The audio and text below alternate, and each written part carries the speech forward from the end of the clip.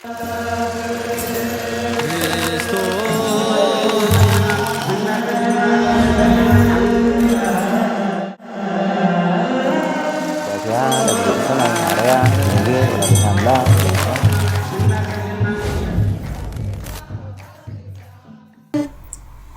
አብ ወወልድ ወመንፈስ ቅዱስ አሐዱ አምላክ አሜን። በስመ አብ ወወልድ ወመንፈስ ቅዱስ አሐዱ አምላክ አሜን።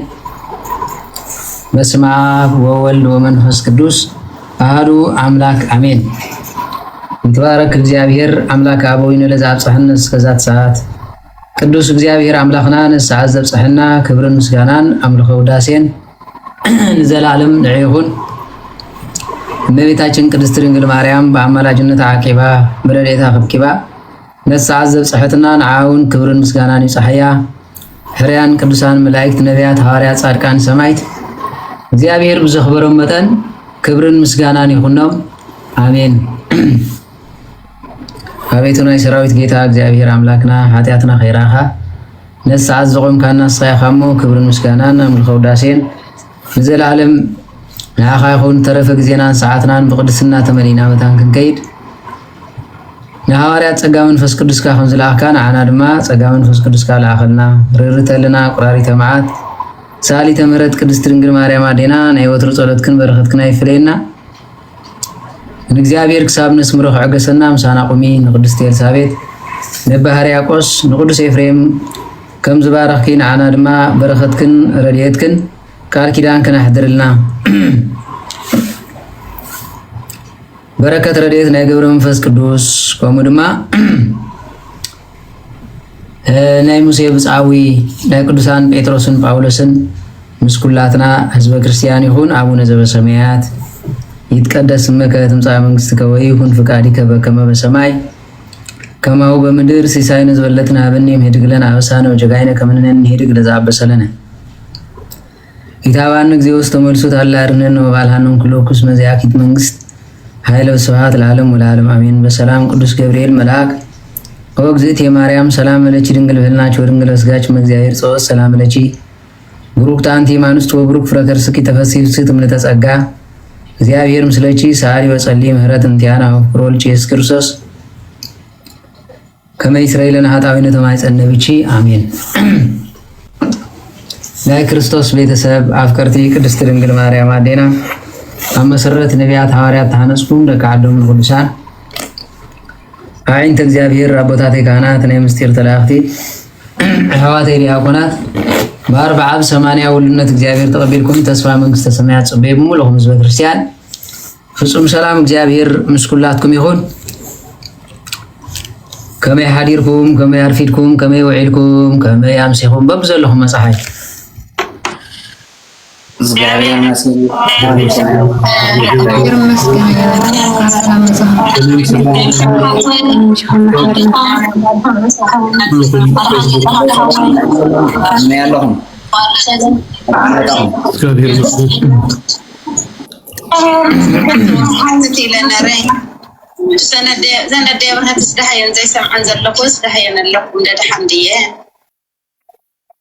ሄሎ አንዴ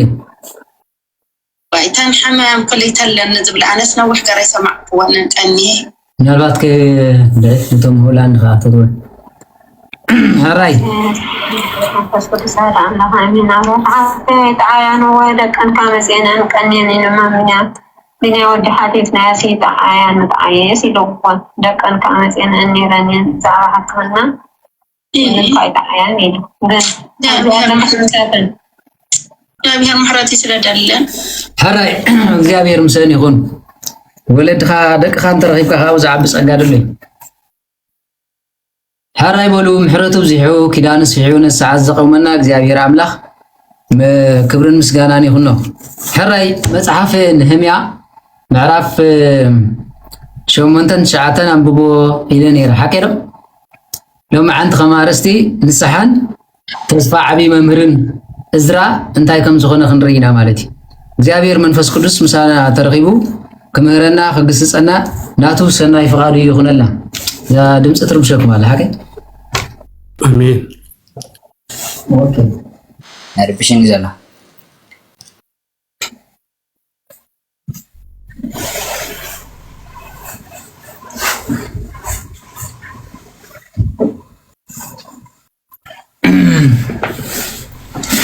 زي موعيت اللي خابزها زغبرتها من غير عايش اقرا نعم على نسمعك قرر قرر نمسي سمعني شي اوبا هراي لو ما عندي هيوت نهميا زغل ويدما تاريخنا نهميا انا قداس خوين تسمعنا اب سدتنا كم زمسله نمتسا نعاناون هيوتنا نمعراي إلنا نخدو تمرتي مالتي سلازي እግዚአብሔር አምላክ بمحرتن برديتن يخللنا نزي وزي تردينا دما نحنا ننسح موت بصحنا وين نهميا خوينا خنركب ወይ ድማ نهميا خنصوعي حقيرو سلازي نزي አገዳስ ዝገብሮ ማለት እዩ سلازي هيوتن نهميا ካብ ዝብል ትምርቲ ጽቡ ንኹላትና ዘነቃቃሕ ትምርቲ ሰሚዕኩም ኣለኹም ማለት እዩ ትማል እንታይ ኢልና ነርና ንብሙሎም እስራኤላውያን አኪቡ አምጪ ዝተዛረበ ቃል ሰሚዕና ነርና ድሕሪቶም ዝነበሩ ህዝቢ ካብ ስደት ተመልሱ ክንደይ ከም ዝኾኑ ርኢና ምስግማሎም ወዘተረፈ ነህምያ ኣብ ግዜ ስደት ይኹን ንዓዱ ካንጽ ከሎ ጥዑም መግቢ ይበላዕኩን ከምቶም ዝመርሑ ዝነበርኩ ሸማምንቲ ኮይነኳስ ንዓይ ዝግበአኒ ኣይሓተትኩን ዝብሉ ቃላት ኢና ንርኢ ማለት መቼም እግዚአብሔር አምላክ ዛ 2026 ኣብዚ ሚድያ ጽቡቕ ንሰምዓላ ደንኸውን ገለ ዝብል ብዙሕ ተስፋ እዩ ዝነይሩ ዋላ ዝና ኢሳያስ ቃለ መጠይቅ ክትሰምዖ ከለኻ ወይቱም ሰባት መርዓ ሃገር ተባሂሉስ ከምዚ ኢሉ ክዛረብ ከሎሲ ኣነ ቶም ሙሉእ ሰሚዕና ዝበሉ ኣነ ባ ተቁራፄ ሰሚዐ ብውን ስሒቐ ገዲፈዮ ማለት ቶም ሙሉእ ትሰምዑ ግን 1 ሰዓት ወይ 2 ሰዓት ፈርቓን ጌርና ይብል ነይሩ ሞ 2 ሰዓት ፈርቓን ዘይ ጉዳይኩም ሰሚዕኩም ደሞ ዘይ ጉዳይካ ኮይኑንኮ ጋዜጠኛ ኮይኑ ትንታኔ እንተዝህብ ጽቡቕ ነይሩ በቃ ኢሳያስ በጣም ዘጨንቆ ናይ ማእከላይ ኤውሮጳ ናይ በዓል ሶማል ዝገደፍከውን አለ ይብል ነይሩ ዘይተኸስናይ ማለው ግን ትግዜ ኸይዱ ስለዝኾነ እንጂ አቕልና ዋባ ኢለ ሆደ ከሎ ንርኢ ማለት ስለዚህ እንታይ ዘርኤካ እንድሕር ተባሂሉ ህዝቢ ኤርትራ ከም እንስሳ ኣብ ሓደ ዙ ተዓፂሎ ማለት እዩ ተዓፂና ኢና ማለት እዩ ህዝቢ ኤርትራ ሲ በቃ ከምዚ ኣብ መዳጎን ከብቲ ዝዓፂ ዘሎ ማዕጾ ኮሚ ማለት ኣይሰርሕ ኣይዛረብ ክዛረብ ኣይፍቀዶ ዝበሎ ኣይስማዕ ወዘተረፈ ማለት እዩ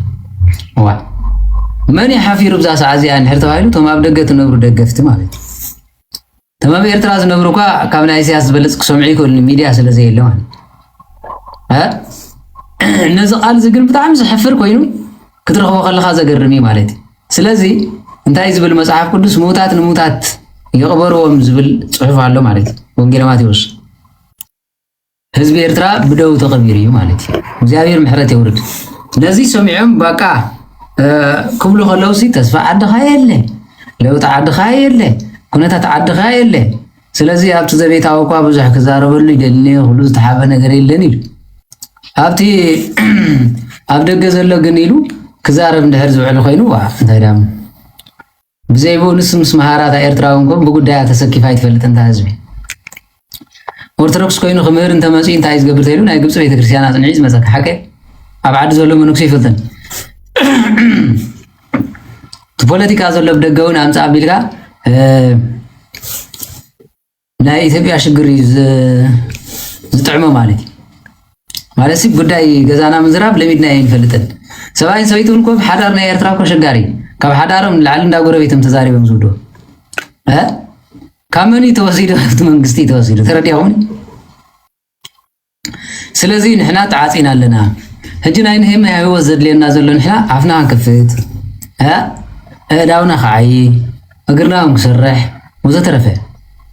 ስለዚ ኣብ ኤርትራ ዘሎ መንእሰይ ኮ ትዝናእሰ እንዳቁማር ዝውዕል ማለት እዩ እንጂ ብሰዓት ዘለና እንዳቁማር እንዳሮሚኖ እንዳገለ ይዝውዕል ትብደገ ዘለው እንዳቁማር ይዝውዕል ማለት ካብ ሒዝቦ መፅኡ ካብቶም ክልኻል ካርታ ዘይፈልጥ ነበረ ኤርትራዊ ጣላዕ ዘይፈልጥ ነበረ ኤርትራዊ ሒዝቦ መፅኡ ተወታደር ዝነበረ ይትብዚ ቁማር ኮይኑ ዘሎ ኩሉ ሕጂ ተሕማቕ ባህሪ ናቶም ገዲፍና እዚ ናይ ኣቦታትና ምልዛብን ምዝራብን ክንጥቀመሉ ይግባእ ማለት እዩ ነህምያ ምዕራፍ 8 ከም መበገስ ኾነና ቁፅሪ 10 ዘሎ ቃል ንዑ ንስኻ ኪዱ ዝሰብሐ ብልዑ ዝጣዕመ ድማ ስተዩ ነቶም ዘይብሎም ካግድዮም ስደድሎም እዛ መዓልቲ እዚኣ ንጎይታና ዝተቀደሰት እያ እሞ ሓጎስ እግዚአብሔር ሓይልኩም እሞ ኣይትጓሃዩ በሎም ነህምያ ካብ ስደት መካበቢኡ ክሃንፅ ከሎ ልቦም ዘይተሃንፀ ህዝቢ እስራኤል ስለዝነበረ ብሓቦ ጥራይ ተስዮም ስለዝነበሩ ንዕኦም ዝሃንፅ ካልእ ነቢ ከዓ መፂኡ መን ይበሃል እዝራ ይዝበሃል ስሙ ኢዝራ ዘይኮነሲ እዝራ ማለት ድማ እዝራኤል ንዝብል ኩሉ ሓደ እዝራ ማለት ዘራኢ ወይ ድማ በዓል ጽቡቕ ገርሁ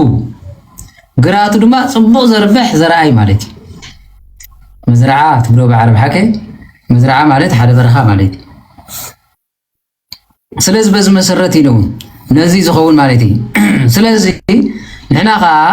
እዚ እዝራ ዝበሃል ድማ ንነህምያ ክሕግዞ መሲሉ ነህምያ እንታይ ማለት እግዚአብሔር ሓይሊ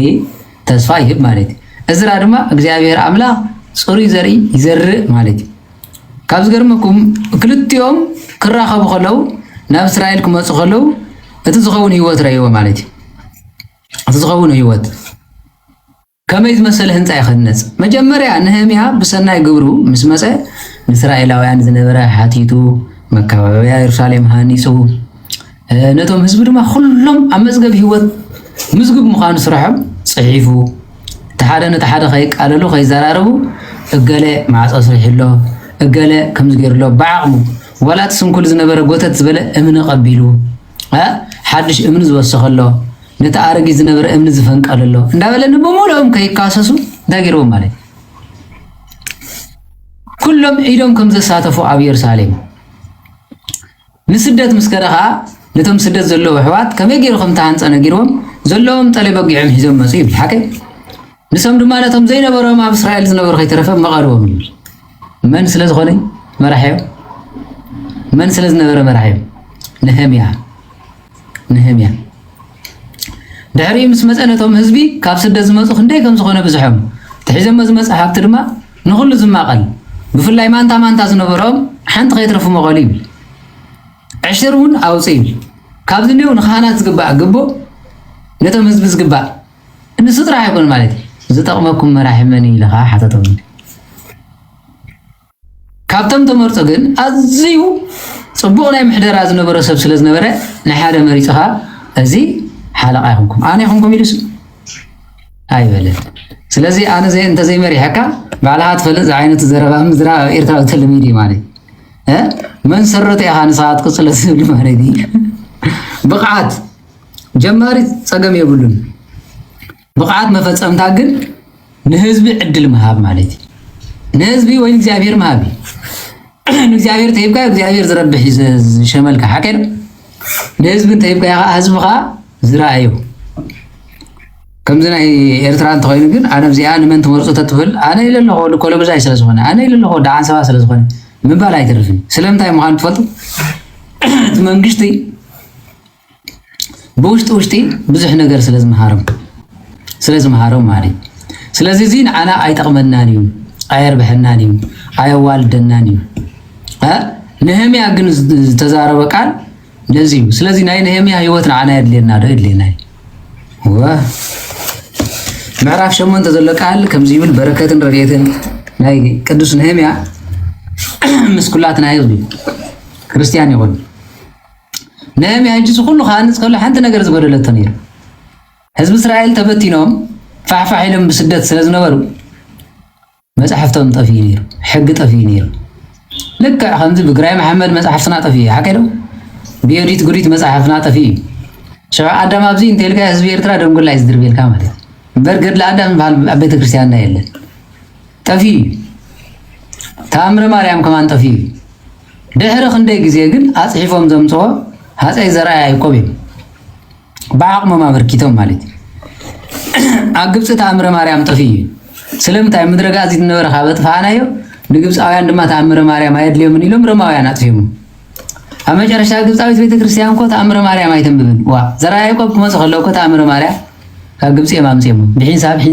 ዝብል ሓቂ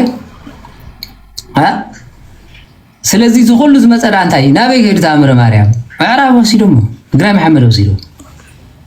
ኪቡት ዓበይቲ ዝነበረ ብራና ወሲዱ ናብዚ ወሲድዎ ግራይ መሓመድ መፅሓፍቲ ምስ ወሰደ ኣብ ቁርኣን ዘስፈሮ እንታይ እንድሕር ተባሂሉ ተኣምረ የሱስ እንተሪኢኹሞ ጎይታናን መድሓኒትና ኢየሱስ ክርስቶስ ብህፃንነቱ ከሎ ጭቃ ከም ዝሰርሐ ይነግር ሓቀል ኣይነግርም ይነግርን ተኣምረ የሱስ مسعوا في الصوت كم زمان ስለዚ ብጭቃ ሰሪሑ ነተን ኣዕዋፍ ዝነበራ እፍ ምስ በለለን ህያዋን ኮይነን በረራ ይብል ድሕሪኡ እቲ ሓደ ግን እፍ ተበለ ጎልዑ ስጋብ ዝሓብጥ ጎረሩ ስጋብ ዝሓብጥ ክኾነሉ ይከኣለን ይብል በጃኻ ኣገልጋሊኻ ክኸውን እሞ ነዚኣ ትብላ ዘለካ ፍቐደለይ ምስ በለ ግን ከይድ ወልደ ማርያም ድንግል ወልደ ኣብ በመለኮቱ ኪዳ ይብለክን ኣለኸ ኢልካ እፍ በለን ምስ በለ እፍ ኢሎም በረራ ካልኣይ ክደግም ስለዝደለየ ግን ኣይኮኑልን ስለምንታይ ፍቓድ እግዚኣብሔር ኣይወሰደን ካብ ዝገርመኩም ማለት ፍቓድ እግዚኣብሔር ኣይወሰደን ስለዚ ነዚ መጽሓፍ ስለዝወሰዶ ኣብ መጨረሽታ ንስ ጽሒፎም እመቤታችን ቅድስት ድንግል ማርያም ድማ ስሩቱል ማርያም ዝብል ብምሉእ ካብ ተኣምረ ማርያም ተወስደ ተመልከቱ እዚ እጅ ገድላት ንምንታይ እንድሕር ተባሂሉ ነታ ሃገር ነታ ቤተ ክርስቲያን ንምድኻም መጽሓፍ ቅዱስ ከ ልቃኹ ተወሲዱ ተኸዲዱ 40 ዓመት ካህናት ሓሪዳ ንስኻ ስጋብ 17 ዓመት ዝኣክል ከምዚ ገይሪ ካብ 14 ስጋብ 17 ዓመት ዝነብር እስልምና ኣኪቡ ካብ ሶማልያ ኣኪቡ ብምሉእ ምድረ ጋዚት ኣቃፂልዎ ማለት እዩ ምቅፃል ጥራይ ዘይኮነ እቲ ዘቐዝፎምን ዘፍርሖምን ዝኾነ ንዓናውን ክሕልወና እንዳበሉ ወሲዶም እዮም ታቦታትስ ወሲዶም ካህናትስ ኣኪቦም ወሲዶም ታቦት ክትስከሙ ብዘይከኣሉ ግዜ ድማ ታታቦት ሒዝካ ርክብ ተባሂሎም ሒዞሞ ዝኸዱ ኣብ ሜካ ዝቐብሮ መሊኡ ኣሎ ማለት መሊኡ ስለዚ በዚ መሰረት ኣቦታትና ግን በዚ ኢሎም ተርፊ ይኮኑን እቲ ገድላት ዝፀንሐ ስጋብ ዝርከብ ብኣፎም ፀሓፍዎ ኣሎ እቲ መፅሓፍ ቅዱስ ድማ እንደገና ከም ብሓድሽ ከይዶም ኣብ ግብፂ ዝነበረ ምፅኦም ከተርጉምዎ ከለዉ ብዓረብ ተተርጉሙ ዝብል ቃል ንረክብ ኢና ማለት እንተዘይኮይኑ መፅሓፍ ቅዱስ ካብ ዓረብ ንላዕሊ ብግእዝ ተፃሒፉ ምክንያቱ ነዚ መረጃ ኾነኩም መጽሐፍ ነው አኻሊ እዝራ ካብ ሰዓት ዘየለና ኣሎ ማለት መጽሐፍና አጣፈሉ ግዜ መጽሐፍ ክጠፍ ንቡሪ ታሪክ ክጠፍ ንቡሪ ምን ዳል ዝዕርየ እንድሕር ተባሂሉ ኣብ ሓድሽ ኪዳን ራእይ ዮሐንስ ጠፊ ነይሩ መን ጽሒፎ ዮሐንስ አፈወርቅ እንታይ ኢሉሎም መጨረሽታ እዛ መጽሐፍ እዚኣ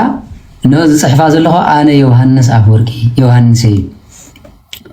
ካብታ ዘጻሓፋ ዮሐንስ ሓንቲ ወሰኽ ኩላኒ ዮሐንስ ወንጌላዊ ጽሒፎ ዮሐንስ አፈወርቅ ደጊማ ካባ ኣይወሰኽኩን ወሲኸን ተኾይነ እግዚአብሔር አምላኽ ነው ይወስኸኒ ቀኒሰን ተኾይነ ድማ ካብ ጽድቀይ ቀንሰለይ ዝብል ቃል ትሰምዕ ማለት በዚ መሰረት ታ መጽሐፍ ተጻሒፋ ጸንሐካ ሕጂ ኸዝጠፈ ታሪኽ ኣለና ዶ ወለና ጠፈ መጽሐፍካ ኣለና ዝጠፈ ታቦታት ከ ኣሎ ክምለስ ምለስን ይዘሎ መኒ ተረዲእዎ ማለት እዝራ ካብ ሰዓት ዚ እዝራን ነህምያን በሓደ ዘመን ከም ዝነበሩ ይነግር ማለት እዝራ ኩሉ ግዜ ታቦተ ጽዮን መምራኻ መጽሐፍቲ ምጥፉ ኩሉ ግዜ ይበከ ይልቅስ ነይሩ እግዚአብሔር ድማ ምስጢር ገሊጹ ነቲ መጽሐፍ ከም ዝነበረ ጸሓፈ ኢሉ ሙሴ ጸሓፈው መጽሐፍ ብምሉእ ጽሒፉ ሒዝዎ ነበረ ኢሉ ስለዝኾነ በዚ ኢሉ መጽኢ ድማ ኣብ መጨረሻ እንታይ ይገብር ማለት እዩ ነቲ መጽሐፍ ጽሒፍዎ ስለዝነበረ ንእስራኤላውያን ዓዶም ካብ ሃነጹ ቤት መቅደስ እውን ካብ ሃነጹ ኣብ ቤት መቅደሶም ዝለመድዎ ሕጊ ኣለዎም ሕግን ስርዓትን ካብ ኣቦታቶም ዝኽተልዎ ኣሎ ግን ሕጊ መጽሐፍቲ ስለ ኣድላይ ዝኾነ ብኣፍ ጥራይ ዝመጽእ ሕጊ ኣብ ካሊእ ይኮነን ንዓበይቲ ምጽራፍ ነውሪ ይብለካ ሓቀ እንታይ ኮይኑ ነውሪ ኮይኑ መጽሐፍ እንታይ ዝብል ስለ ዘሎ ማለት ኣቦኻን ኣዴኻን ኣኽብር ኣብ ምድሪ ዕድሜኻ ክነውሕ ስለዚ ነውሪ ተብላ ዘላ ዕድመ ዘሕፅር ድፍረት ስለ ዝኾነ እዩ ብግዜ ሰንበት ከምዚ ኣይትገበሩ ነውሪ እዮም ዝብሉና ወለድና ሓቀ ዶ ስለምንታይ ዘፀዓት ኖ ብግዜ ሰንበት ንነብስኹም ክብሪ ንሃይማኖትኩም ዳ እምበር ንስጋኹም ኣይትስርሑ ዝብል ሕጊ እግዚኣብሔር ስለ ዝፀሓፎ ስለዚ በዚ መሰረት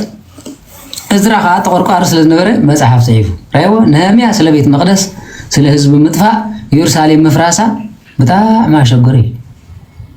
እዝራ ድማ መጽሐፍቲ ቅዱስ ንዋያተ ቅዱሳት ከምዚ ገይሮም ምልጋጽ ስለምንታይ ንዋያተ ቅዱሳት ከምዚ ኮይኑ እንድሕር ተባሂሉ እንድሕር ህዝቢ ክርስቲያን በዲሉ ኣምላኽ ድማ ዘይኣመንቲ ምጽኢ እዩ ዘቐጽዖ መዓት ክሰደልካ ኸእል እዩ ሕማም ክሰደልካ ኸእል እዩ ማይ ኣይህ ክሰደልካ ኸእል እዩ زي أمانم سيدما سجاب ترجيز كأخم إسرائيلاويان نبعت كاب سمايز بسح يقرب للناس جاب تقول كهنا قال سلزي نسحنا كلهم هزبز وسلمني نهميا أبزي معرف شمون تنرخوا دما إزراز بهالك عمسلي مالك بركة يحضرنا أبزي بعلت سنبلات بعلت أوبيا بعل أبزي نور خفات سوات ريخهم بيخم تنقولهم نهنس يرساليم كم يكم زجبرو كم يكم زحسبوا ريخهم أبزي ما جرى شاقن تملكتهم نعم تعيسوا مسكلة نزرع خيترفة نعمو حزبي مهار اللي ما مر لك يدليكاي مصحف كل ستفه مكاون يدليكاي لو مجن زلون تعيز بتل قدلا تعيدلن زبلي تزلو قاسيت فاز بالمانيت هذا بقول صبل ستن هرالي صصرم كليتن كحزي يبلي ارا داجي كل تبولو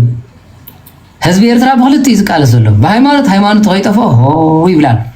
በሀገር ኤርትራ ስለዚህ ባደመቶ ሆ ይብላሉ ንخلتهم ዝጥርንፍ ነህምያ ግን አይረኸበን ሃይማኖት ደሊት አድሶ ቃት እንደሊና ጉዳይ አብናንጠን ሸነላይ ንብሎን ዝብሉ ጸንሑ ንኹሎም ተሓዋዊሶም ስለ ጸንሑ አነ መጽኢለ ምሳኹም አይንሕወስ እንተይለው ምስኩላትና አይኮነን ይብል ሓቀደ ዝጥሪዎ ዘለኹም ኮ ምስቶም ዝቃወሙ አይኮነን ምስቶም ዝድግፉን አይኮነን ገለም ባል ዘምጽኦ ሸኽሸኽ ቃላት አሉ ማለት እዚ ከምት ነህምያ ኸውድቆ ዝበሉ ምስተሐድሶ አይኮንኩናኒ مستحدث من سمين أمريكا زلوا أيكون كخون من عدلن سجال بس عن سلزخون ما تعرف كودس نمتفع زخود سلزخون مالتي أبزيو ما أدمنا حوسني سلمتاي أبي عيال لنقول نعكم زبوت عن رخب أنا عن رخب كلهم أنا عيال سلزلني مساهم كرخب أو أنت عيلة تاي قبريل عيالك بكريم هجارة مستحدثه هو قبل أبوهم دم خيرب تويت كرسان كجاعة خيله بس حس بيتف تامرج أنا ينهمي أو شيء نتهزبي لبون مبلاس عدون معتاق سلزخانة بخلتي مسجان نفسن نت بوليتيكيا زبالون عدو خمسة خبر هاجرو خمسة خبر أتقال هايمانة زلوا سبكة عدو خبر نبري أورتودوكس كتنكف جناين فضل كم تقال معالتي مقعد الله يقبر كم زيبل جلس بحالي لين أسلامي أفكار تعرف بروتستانت أفكار تعرف كاثوليك أفكار تعرف هاجر تخوين زرع خبرنا نهاجرنا كوفي الله نزارة من خلينا بعين هايمانة تزي كم زي تبل تخوين كاجل زيد إحنا هايمانة تحس كاس بوفو ها سلمنا إن هرتوايو مسلمنا عيفو سايد إحنا ما يسولو تيبلو مدهاني تيبلو أي جلس ملاخ يبلو ملاخ تقليس البحر سمعنا رينا ينفلتن بروتستانت قوموا كاثوليكون قوموا أتاتوا هذا جن ما يسألوا تانا فوسكم حممكم من دانسه لم تعمكم مخانكم من دولة غيره هم يقولكم ترافع عليه بمتى تنافع تقول أنتوا هذا يلا أم تعبيلوا تسبب ما نحنا كحدا ينازي أرى داي واي أرى داي ولا نترى داي نمخانو أملا هنا تفعلينا حدا خوينا أين فلتن سلز بس لزغنا حدا تنخون نيرنا سمنا والحدا ما هون حكينا ሃይማኖት አይባዛህኒ ነኖ እዚ ኮንሰፕት እንታይ ዝበሃል ርድኢት አምልኾ ይተፈላለዩ እምነት ይተፈላለዩ ስለዝኾነ እንታይ ይኽብል ደልየ ማለት በዚ ህይወትና ንዕርዮ ስለዚ ንዓድና ብሃይማኖትና ኣነ እንጂ ሃይማኖት ደባሊኣ ቃለሶ ዝደልው ግ የብለኛ ኖ ተዋህዶ ኮይነ ቃለስ ዝደሊ أتزمسنهم كم خير يمسح أتمسلم كه أبوه ولا هانت قال سيكون تبروتستان تخو تاخ قبر اللي كيدا عد خبر سلي لس نعم ساي تقال اسمه نيساس كغيره قبله كغيره هيك الدنيا انت غيره يسوس جيتاين نيساسون كقبله له بروتستان تزفكر لم نيرو جيتا تقبل تراي تزبلو تقبلهم مسئلهم مغصل تو زلو وصع يورد ايبني ها مسلمون بقى خمزلاتو غزات تخون انا مسلم كخون يتزبلهم اسياس تقتله مخنيات اسلمنا ناي مخان بحاري زلومبر هاجر ناي مقيار يولم قرآن بايزوي وليدو وزيح خير زلومبر تكنولوجي زلو عالم كم زلو يلن سخونا عرباوي هاجر تاريخ ما خنكم مو زي تمهزنا اي تمهزن ها إيران كمان تمزو مهزكو عرباوي انا يكون كريستياني تفضل تاريخ لكم ها ولا اب تركي مهزوز جمرو نزي نيكولير بومب ناي مسرح جمرو كريستياني التاريخ تنبوت غليو نعوز قصلون سقافيتش خميم ندا فرارحو خمز ندابلو حارم عالتها اب تركي تاريخ አለው ማለት ንግባለው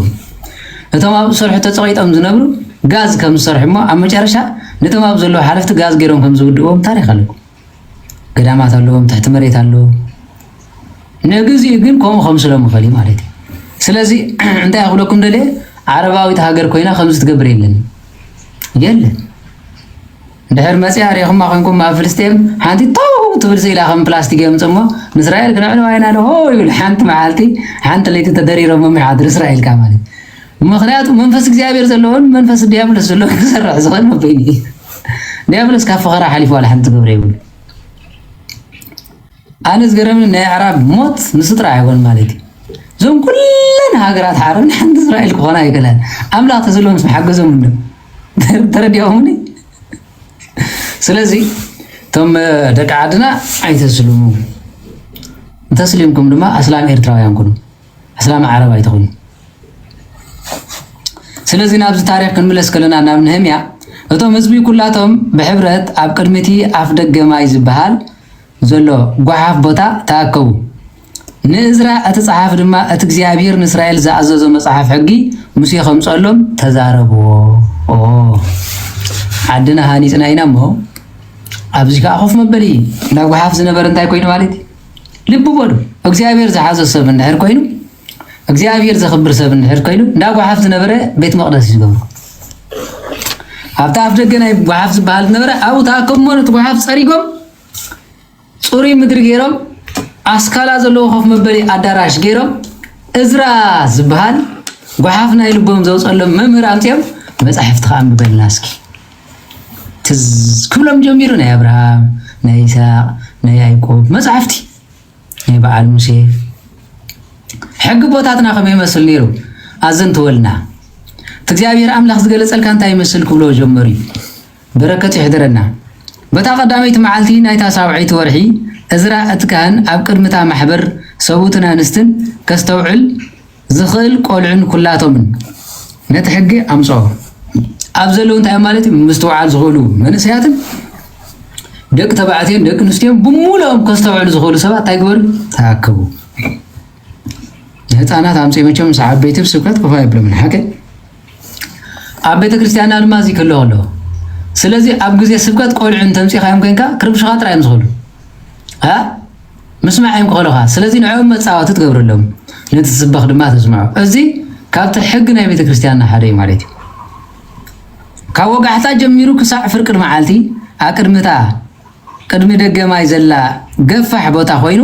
ኣብ ቅድሚ ሰቡትን ኣንስትን ከስተውዕሉ ዝኽእሉ ኩላቶምን ቆልዑን ኮይኑ ኣንበቦ እቲ ህዝቢ ድማ ክሰምዕ ፅን ይብል ነበረ ኣቤት ኣቤት ኣቤት ኣቤት ኣይ ክንደይ ደስ ዝብል ቃል ይመስለኩም ሎሚ እኮ ትንሰምዖ እኮ ቅጭ ዘምፀልና ዘሎ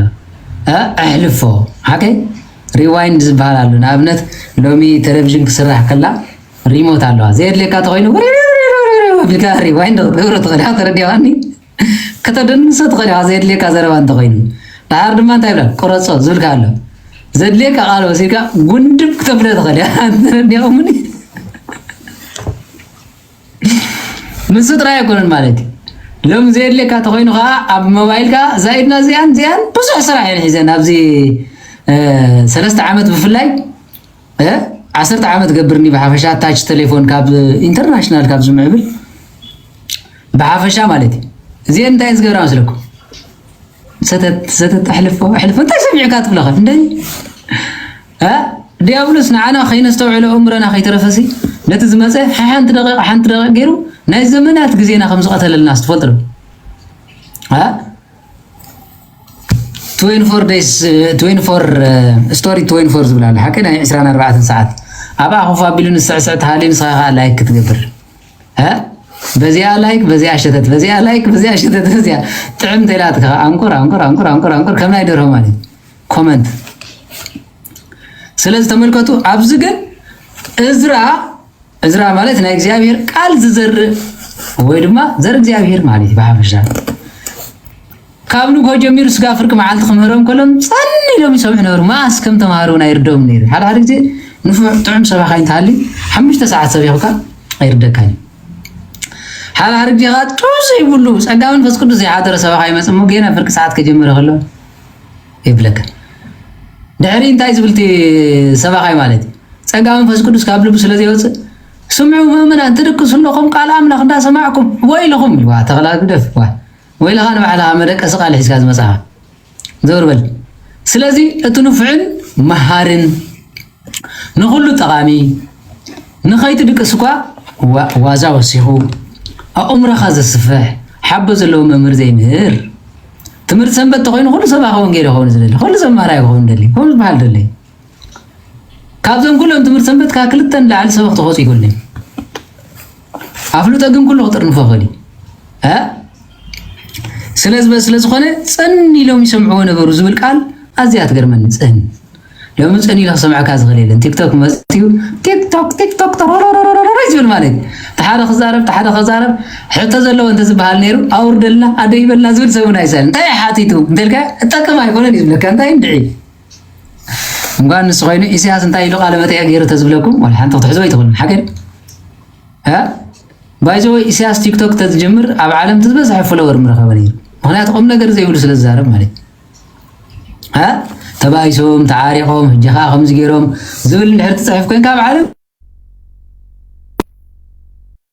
انا بتراي يقدف دغفت زلهم تيك توك اوصت تبلوني سياسبو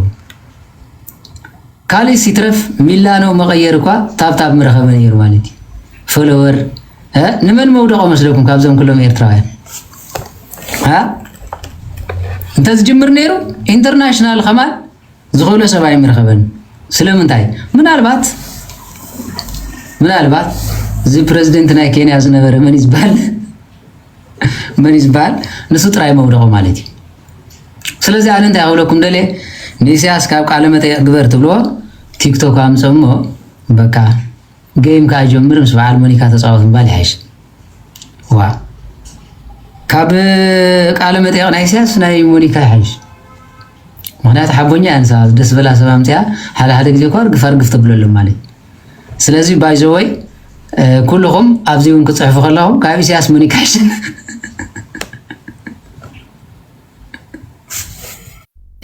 انتم زمان ود زمان عملتكم ነገር ዘይብሉ ሰባይ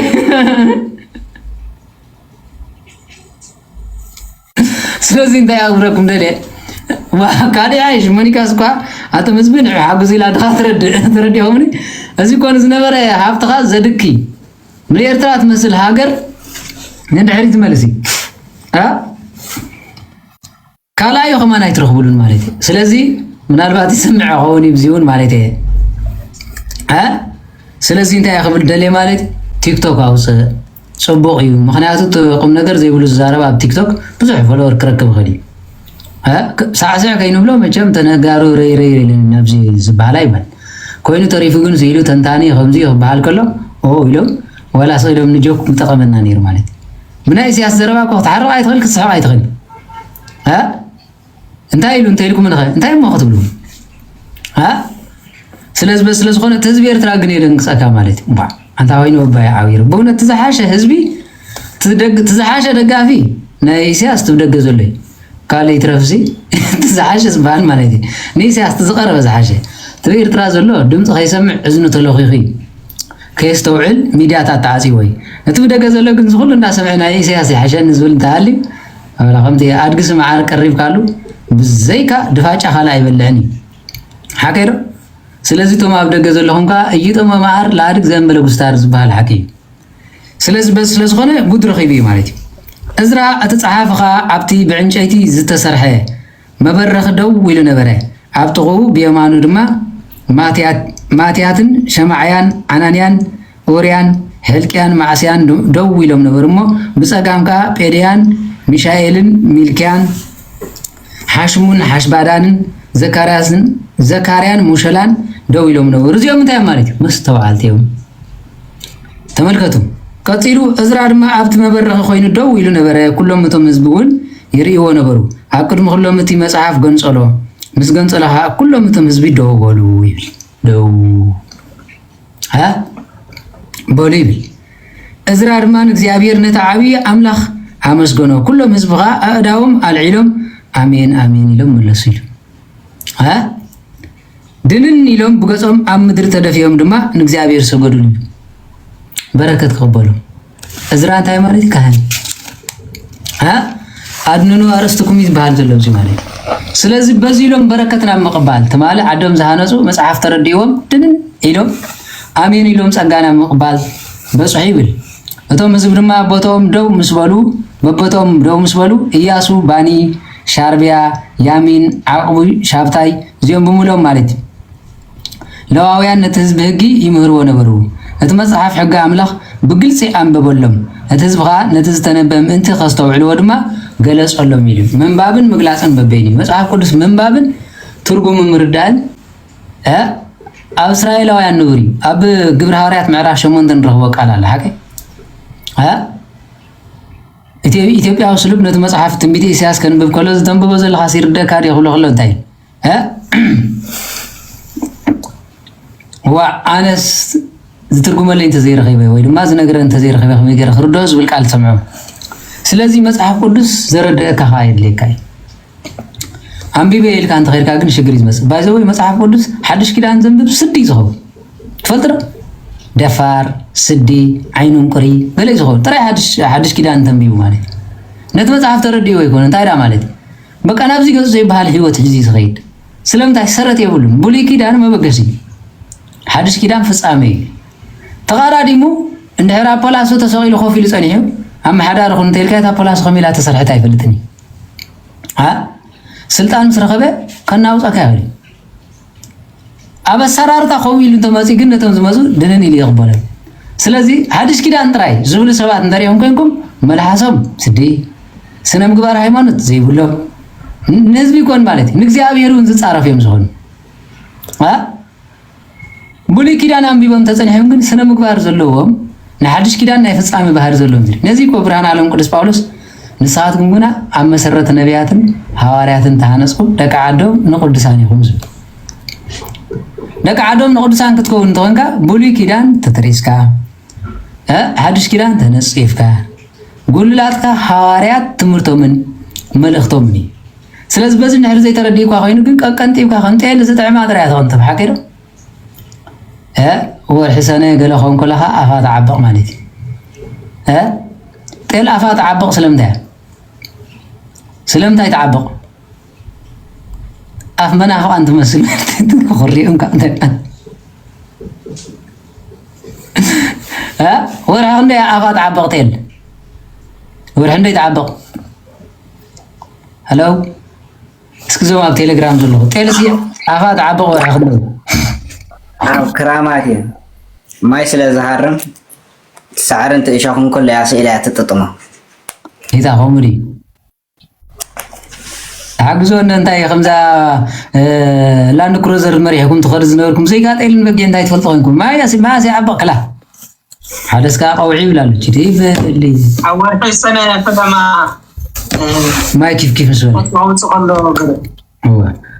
ወርሓ ጉንበተ ሰነ ጉንበተ ሰነ ስለዚ ኣፍ መናፍቃን እያ ትመስል ጅዑ እንታይ ትገብር ንሕር ተባሂሉ ወይ ኣብ ቲክቶክ በልዋ ኮላ ተቐቢኣ ትመፅእ ከም ዝብሉ ምሻላ ስለዚ እንታይ እያ ትገብር ንሕር ተባሂሉ ጉንበት ሰማይ ማይ ጥሪ ፍሪ ምስ በለ ነቲ ልሙዕ ክትበልዕ ኢላ ኣፋ ከምዚ ክትልከላ በዚ ሸኾ ይወቃ በዚ ወቃ መጨረሽታ ሕበት ትኸውን ኣፋ ክትበልዕ ኮ መናፍቃን ድማ ተዛረብ ክኸውን ኣፉ ሸታቲ ከንፈሩ ዓባቕ ክኸውን መጨረሽታ ስለምንታይ ቃል ኣምላኽ ዝዛረብ ዘሎ መሲለኩም እንታይ ዝገብር ገዘዙ ጥዕሞም እናቆረ ቃላት ጥራይ ዝደል ስለዝኾነ መጨረሽታ ተዛረብ ኢየሱስ ጌታ ይሁን ከሎላ ተኣፉ እኮ ይዘፅለካ ጠቕላላ ስለዝኾነ ጤል ዝተመሰሉ መናፍቃን በዚኦም ሓደ ዕርቃኖም ኣይሽፉን ካልኣይ ድማ ከም ናይ ጉንበተ ሰነ ጤል ኣፎም ዓበቕ ማለት እዩ ስለዝኾነ ይኹም ኢልዎም ኣብዚ ጋር ዘጥዕመካ ቃል ወሲድካ መጽሐፍ ቅዱስ እዚ ይትብል ማለት እዩ ቀፂሉ ከምዚ ይብል ነህምያ ከዓ ኪዱ ዝሰብሐ እወ ኩሎም እቶም ህዝቢ ኣብኡ ተኣኪቦም ከለዉ ነቲ መጽሓፍቲ የንብቦሞ ንሱ ድማ ይገልጸሎም ነበረ ኢሉ ትርጓሜ ናይቲ መጽሓፍ እንታይ ማለት እዩ ንዝብል ቃል ማለት እዩ ነህምያ ከዓ ኪድ ዝሰብሐ ኪድሞ ዝሰብሐ ብልዑ ተመልከቱ ቃል መጽ ማለት بتميت تمالز يجنقو زنبرو اسرائيلاوያን لومي እንታይ ግበር ተባይሉ ዝሰብሐ ብልዑ ካላይከ ተመልከቱ ጥዑይ ነብይ ተመሲኳ ሃገር ትባረኸ ጥዑይ ንጉስ ተመሲኳ መሬት ተቀደስ ተሕረስ ተነጽያ ስምዑስኪ ኢሳያስ ካብ ዝመጽእ ኣብ ኤርትራ ዝተሰርሐ ቴክኖሎጂ ሓንቲ ተቐሱ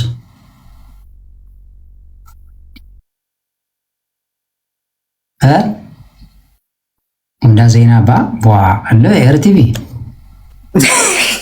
ታንኩም ያማንታ ኤርትራ ናይ ባዕላ ቲቪ ንብረታን ኤርቲቪ እዛ ቲቪ እዚኣ እንታይ ኣሰሊጣ ተልኩምኒ ተጻረፍቲ ተቋያቕቲ ወዘተረፈ ማለት ስለዚህ ኢሳያስ ካብ ዝመጽእ ወላ ሓንቲ ዝተምሃረ የለን ስለዚህ መጨረሻ እንታይ ዝብል ማለት ነህምያ ካኪዱሞ ዝሰብሐ ብልዑ ምን ይሆም ዝብሎም ዘሎ ነህምያ ሪያሁም በጥሜት ቆንጤው ተባላሽም ዝነበር ህዝቢ ነዚሉ ማለት ዲጋ ገለይት ወልዋ ዲጋ ተሰሪሕ ማይን ተሓዘ ይምበሪ ፈሪቁ ይኮ ታሪክ ይብልኩም እንዲ ተማይ ፈሪቁ ተሓት ቆይዱ ስለዚህ ኪዱሞ ዝሰብሐ ብልዑ ዝጣዓመ ድማ ስተዩ አቤት ንስጎም ዝሓስብ ነቢ ተስይሎ ማለት ኣብ ኤርትራ ዘሎ መንግስቲ በዚ እጅ ተተራይዎ ዝብላዕ ስተ ይቀርዳ نحن هجينا حبرات منقستات أمريكا حجز يدليكم يلوم كمنا قبلهم نحن عقد نفسنا نغلب صفرنا نبر سبعتنا بالشعوب زخل حزب إيرترا ندقم صفر متكال جميل ها ودو قالوا قال ملا صفر من واحد جميل ده لا لزي بصفرنا دي تبعي ها قالوا نستيتس كم زي كراس دكيرة صفر اختوس خاطر اللي عطانكم كم زي قبرالو داعي تبعي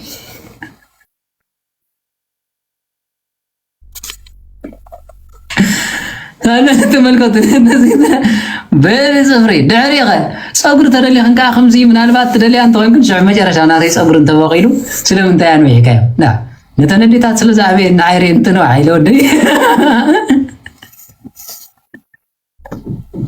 صقر إنك كوراس بيرترا توصل زبالة أنا نوعي لو ده سيولكم أنت إذا شغال لكم هاي صقري ها ስለዚህ አመጨረሽታ ደገረ ይብላ ወ ማቀመጫ ቢሆን ፍርናሽ ሙጣፍ ረጅቤቲ ሙጣፍ ወይለ ዘይነበረካ እንጅምጻ ቢልካ ከተከተር ከንፈር ሙጣፍ ኦ ደህሪውን አብዚ አይባል ክትበልዕን ክትሳዕን ስጋ ዘይ ተኸልስን ካጋጠመ ቢልካ መሳር ከይድበሉ እዚያ ዘአስረኩም ከያخله ስን ተአሲሩ እግር ተአሲሩ ዳሪ መጨረሻ አይኑ ካቋሕለ ኸይሪ ዘመን ጸርዚ አኻላትኩም ይብለዋል ጭራሽ ተማዓት ወዲ ስለዚህ አብዚ ግን ነህምያ እንታይ ኢሉሎ ጥዕም ብልዑ ኺዱ ስውዕ ብልዑ ዝጣዓመ ድማ ስታይ እግዚአብሔር ስውዕ ትበልዕሉ ወይና ዓድቦኹም ሰቲሉ ዘመን ይፍጠረልኩም አሜን ባበሉ ሃሌሉያ ተባሂሉ አሜን ናበሉ ፕሮቴስታንት ተወሪድኩም ዳ አሜን አሜን ሰማዕት እንደ አረድኩልኩም እዚ ዘውተብሉ አሜን ስለዚህ እንታይ ኢሉ ማለት እዩ ዝሰብሐ ብልዑ ዝጣዓመ ድማ ወይን ስተዩ እንታይ ማለት እዩ ስጋው ለእግዚአብሔር ብልዑ ቆረቡ ኮይስ ብለም ዘሎ ተረዲኩም አለ ዳሪው ነቶም ዘይብሎም ግዲዮም ስደድሎም ማለት ካህናት ጌርኩም ማሃርዎም አቅርቦም አነስሕዎም ማለት ነው ትርጓሚ ነተም ዘይብሎም ድማ ስደድሎም ለለ ዘማቅል ንጉስ መስኪና እግዚአብሔር አምላክ ዘመን ይመልሰልና ቀደም ስጋ እንተ ሓሪድካ ወይ አታ ዘመን እንዳመንሽሞ ለሓት ይብሎም ሓንት ሰለፍ ሃቦም ይባሃል ነይሩ ካሉ ኮይኑ ተሪፉ ኣብ ሳልስት ቋ ጽውዕ ከለኻ ጎደብ ዓዲ ጎድኒ ብዕራ ይግደፍ ነይሩ ግደ ካህናት ይግደፍ ነይሩ ግደ ዛቆና ይትረፍ ነይሩ ግደ አረጋውያን ይትረፍ ነይሩ ግደ ቤተሰብ ተባሂሉ ድማ ኣብ ሳልስት መርዓ ይከም ነይሩ ለሙግን ተዘለና ጠፊና ሂብካውን ዘይውዳ ኮይኑ ኩሉ ሰብስውን ኮይኑ ማለት ዘበነን ሆሚያ ይምጸልና እግዚአብሔር ነቶም ዘይብሎም ካ ግዶም ስለድሎም በይነهم አይትብልዑ ዋይ እዚ ህዝብ ኮን ሆሚያ ጥራይሲ ነበር በይነኻ ምብላዕ አይለመደን ዝብ ደገዘሎ ኤርትራዊ ዋይ ብሩኺ በእውነት ማዋጽ ይፍጠረልኩም ንስኹም ዘም ኣብ ደገት ነብሩ ኤርትራውያን ወላ ደግፍትኩም ተቃውምትኩም እግዚአብሔር አምላክ ጊዜ ይምጸልኩም ናኹም ካሊ ትረፍሲ ተቆማረጀ ኤርትራው ዝባሃል ነዱ ዘይሕውል የለን ስለዚህ ንበይነይ ከመይ ገይሮም ክበልዕ ኢሉ ንባዕሉ ገዛ ክራይ ዘይብሉ ኳሲን ኣውደ ዓመት ንስድሩ ይሰድድ تبير ترى زلها يسدد ما انت كفي قايل لا انا هسدد يفلك ስለዚህ እንታይ ዝገብር ማለት እዛ መዓልት እዚኣ ንጎይታና ዝተቀደሰት ያሞ እቲ እግዚአብሔር ዝህበኩም ሓጎስ ከበርታዓኩም እሞ ኣይትጓሃዩ ነዚ በዓል ዝግና ክብርዎ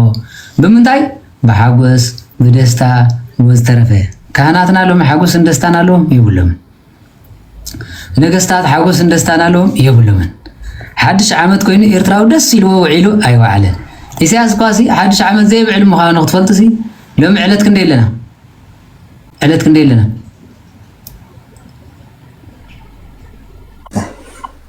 حمشت يبالغ حراي دحال حمشت بغزي بفرنجي علت 30 حدن قال متى كغبر زغبو دحر خلت سمون يقال متى يغير مال حاجوس دستا تودي تزغبر علامه تزوت قال كيدان طفيوس تهزم يجي سمعو هجي غوي مالتي اي يشغال غايو 20 حمشت انت حاجه كطفي لسيدواي كم بحدش قال 25 نقبل له لتردي هذا غانداوي تيك توك ورك زارب كله تزارب قال له ኢትዮጵያ ይለው አቤት ናትኩም ካላንደር አይ ቲንክ ዩር ካላንደር ኢዝ ቱ ሌት ይለው we are arriving 2025 ይለው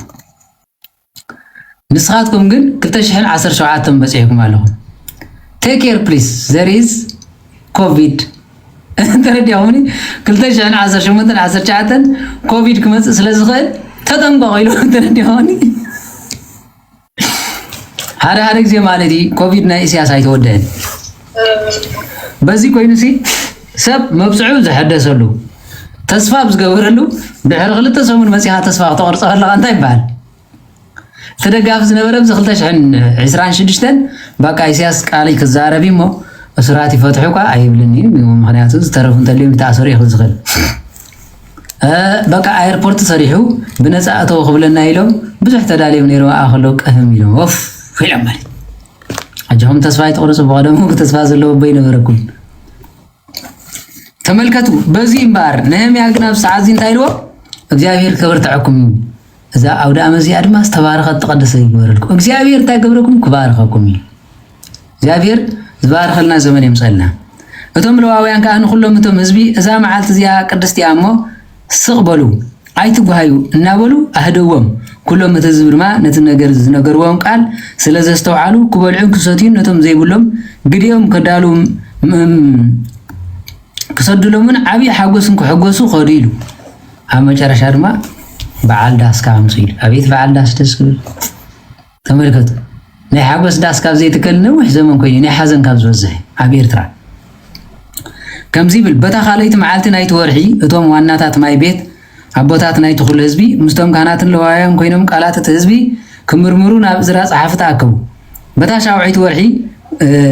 ክትብዕል በዓል ዳስ ደቂ እስራኤል ኣብ ዳስ ክቕመጡ ከም ዘለዎም ኣብቲ እግዚአብሔር ብሙሴ ገይሩ ዝኣዘዞ ሕጊ ተጻሒፉ ረኸቡ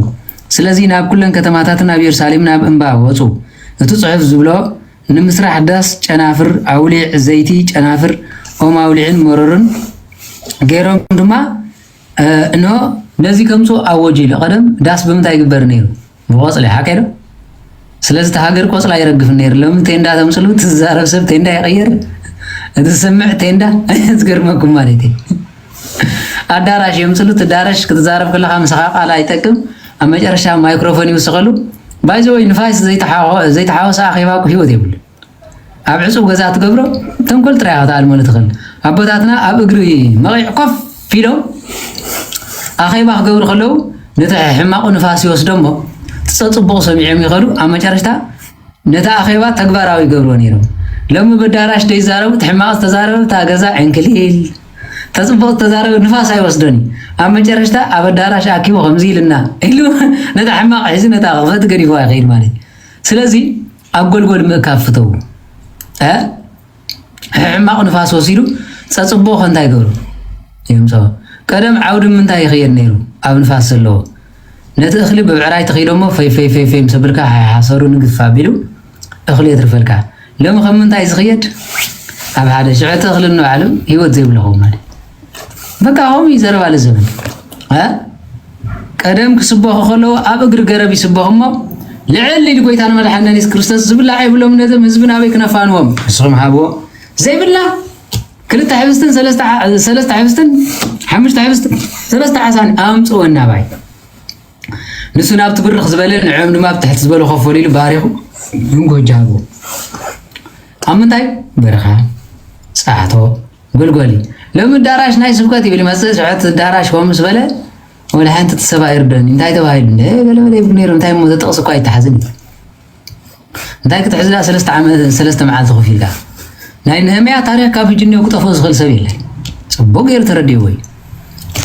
سلز خونه حد على غزي ابن فاس زلو اخيبا فتو مالتي دهريتا اخيبا مستودت درف انت تدرف نيرو قدما بعدنا درف اب صحته يزغبر نيرو دهري بحثاوያን ህጸም የሚለው መጽም ያخلكم ዘምደከይ ስቦሊ ቋረስ ለምግን አባ አንደርግራውንድ ይዝግበር ወጋት በለይ ተተቀውን አመጨረሽታ አንደርግራውንድ ማለት ሰብ ተቀቢሩ ዝነብረልይ ሐቂራ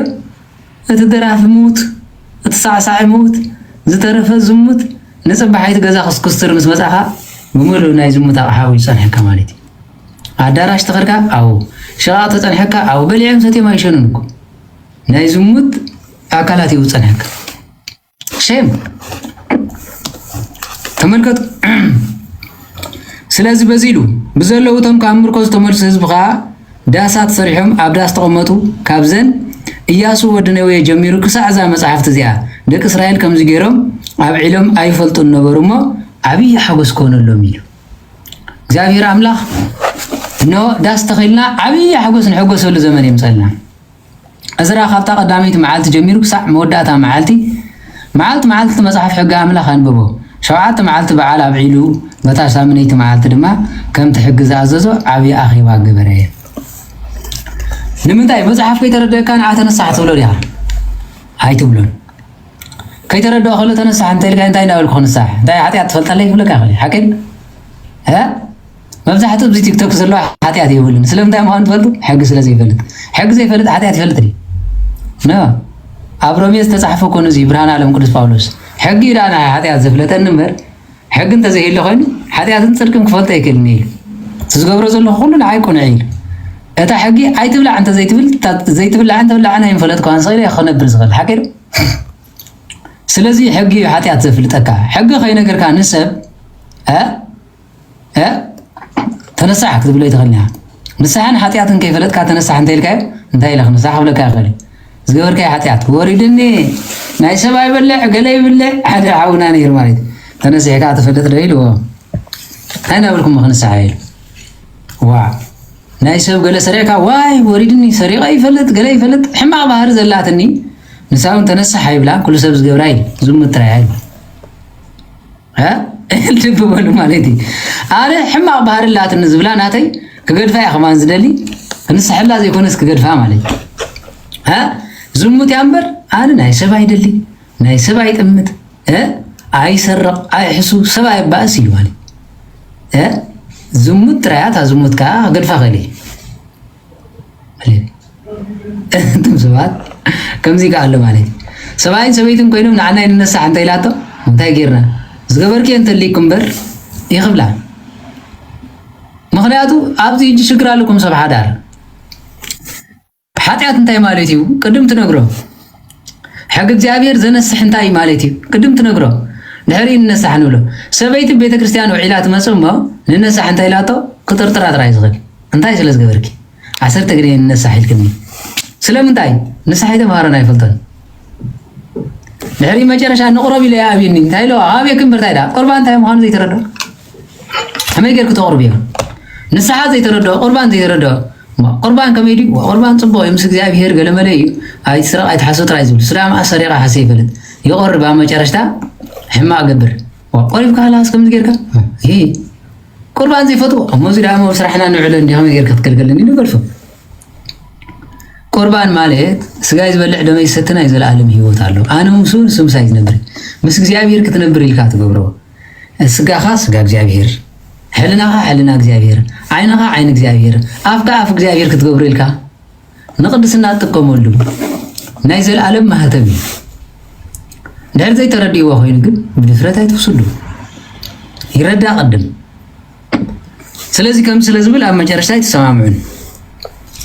ሽዑ እዝራ ምስ መፀን ኩሎም ኣኪቡ ከምዚ ኢልዎም ስለዚህ ኣብ መበል 24 መዓልቲ ናይ ዝወርሕ እዚኣ ደቂ እስራኤል ተኣኪቦም ወጮ ተኸዲኖም ሓመድ ኣብ ርእሶም ነስኒሶም ጾሙ ይብል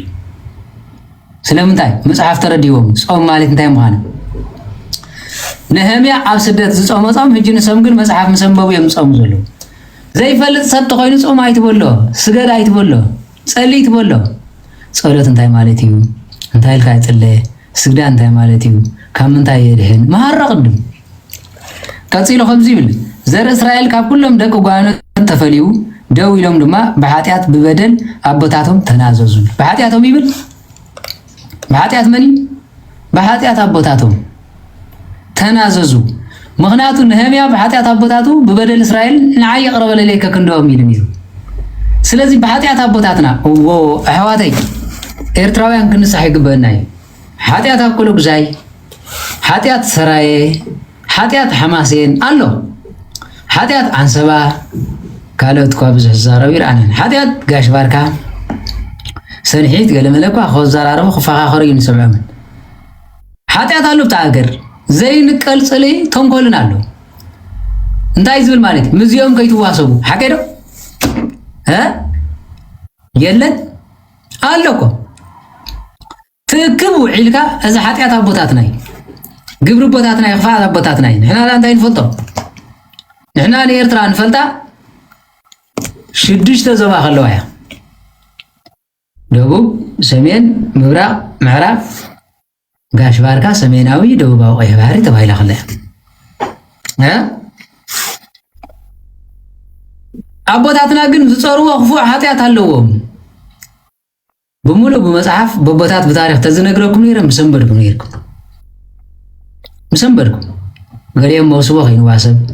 ገሊኦም ነዚኦም ከይነቐርቦም ማይንስተ ነገረና ተልኩም ክነግረኩም ኸለ ግን መሻቀጥ ከይትጥቀምሉ ብፍላይ ሰራይና ኩሉ ግዛይን ድማ ብማሕላ ተመሓሒሎም ካብዚኦም ከይንዋሰብ ተባሂሎም ስጋብ ታቦት ተሰኪሞም ዝመሓልዋ ኃጢአት ኣሎ ነገረና እንተይልኩም ክነግረኩም ኸለ ሳልሳይ ሓማሴን ሰለስቲኦም እዚኦም ከምቲ ታሪክ ዝነገርኩኹም ንዕኡ ንምንጋር ንዓይ ቀሊል ከይትበኣስ ኢለ ይስቕ ዝብሎም እቶም ስውራን ነጊሮም እዮም ንዓይ ነጊሮም ናዮም ነዚ ግን ዝጠፍእ ብሙሉእ እቲ ህዝቢ ተኣኪቡ ብታቦት ሰማይ ይጠፍእ ኣይጠፍእን ኣይትገድፎን ኢኹም እዚ ተመሓሒሎም እዮም ገሊኦም እዚ ከይድገብር ኢሎም ፀበል ዝሰተይሉ ገሊኦም ታቦት ተሰከሙ ኣለዉ ገሊኦም ድማ ብውላዶም ዝመሓል ኣለዉ ምዚኦም ከይንዋሰብ ምዚኦም ከምዚ ከይንገብር ተባሂሎም ኣይጠቕመኩምኒ ተነስሑ ስለ ቦታትኩም ማለት እዚ ናይ እዝራ ናይ ነህምያ ታሪክ ንዓና ዝገደሰና ነዚ ኣነ ብዚኣ ክነብር ከለኹ ኣቦታትኩም ተመሓለዎ ከሎ ገብረ መድሂን ወደይ ከምዚ ዝተባሃለዎ ብምንታይ ዳ ክጠፍ እዩ ነቶም ካልእ ግደፎም ኢሎም ነቶም ምሳኻ ዘለዉ ግን ኣኪብካ ኪዳን ደጊምካ ማያስትዮም ካብ ማሕላል ካብ ክፋት ናይ ኣቦታትና ዝገበሮን ነፃ ኢሎም ይስተይ ቆይሎም ገብርዎ ዶ ቆይ ኣይትገብሮን ንብሙሎም ኣኪብካ ንሰለስተ መዓልቲ ፀበል ኣስትዮም ዝበሉ ንሰዓታት ሕጂ ግና ኣነ ከምዚ ኢሎ ከሎ ከምዚ ይኽብሉ ተዘይ ኮይኑ ወላ ኣብዚ ማሕበር ተማሂርካ ዘሕማም እዚኣ ኣይትገድፈኩም እያ እንተነጊረኩም እንታይ ኢኹም ክትገብሩ ዋላ ኣብዚ ማሕበር መስለኩም ነቲ ቃላት እንዳደጋምኩም መሻቐጥ ኢኹም ትገብርዎ ኣለም ኩሉ ርያ ይስቕ ዝብል ማለት እዩ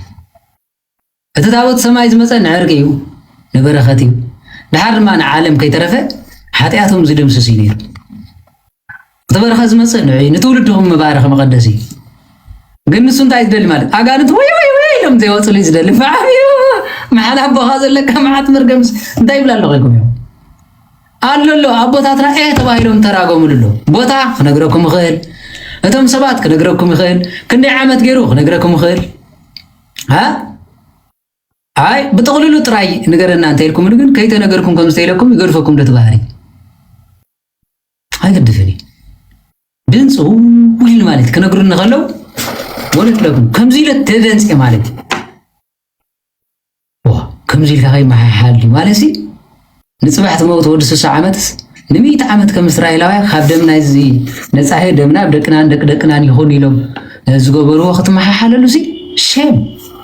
መኸብ ሓደ ኤርትራዊ ኣታ ኣነ እንታይ ዝብል መስለኩም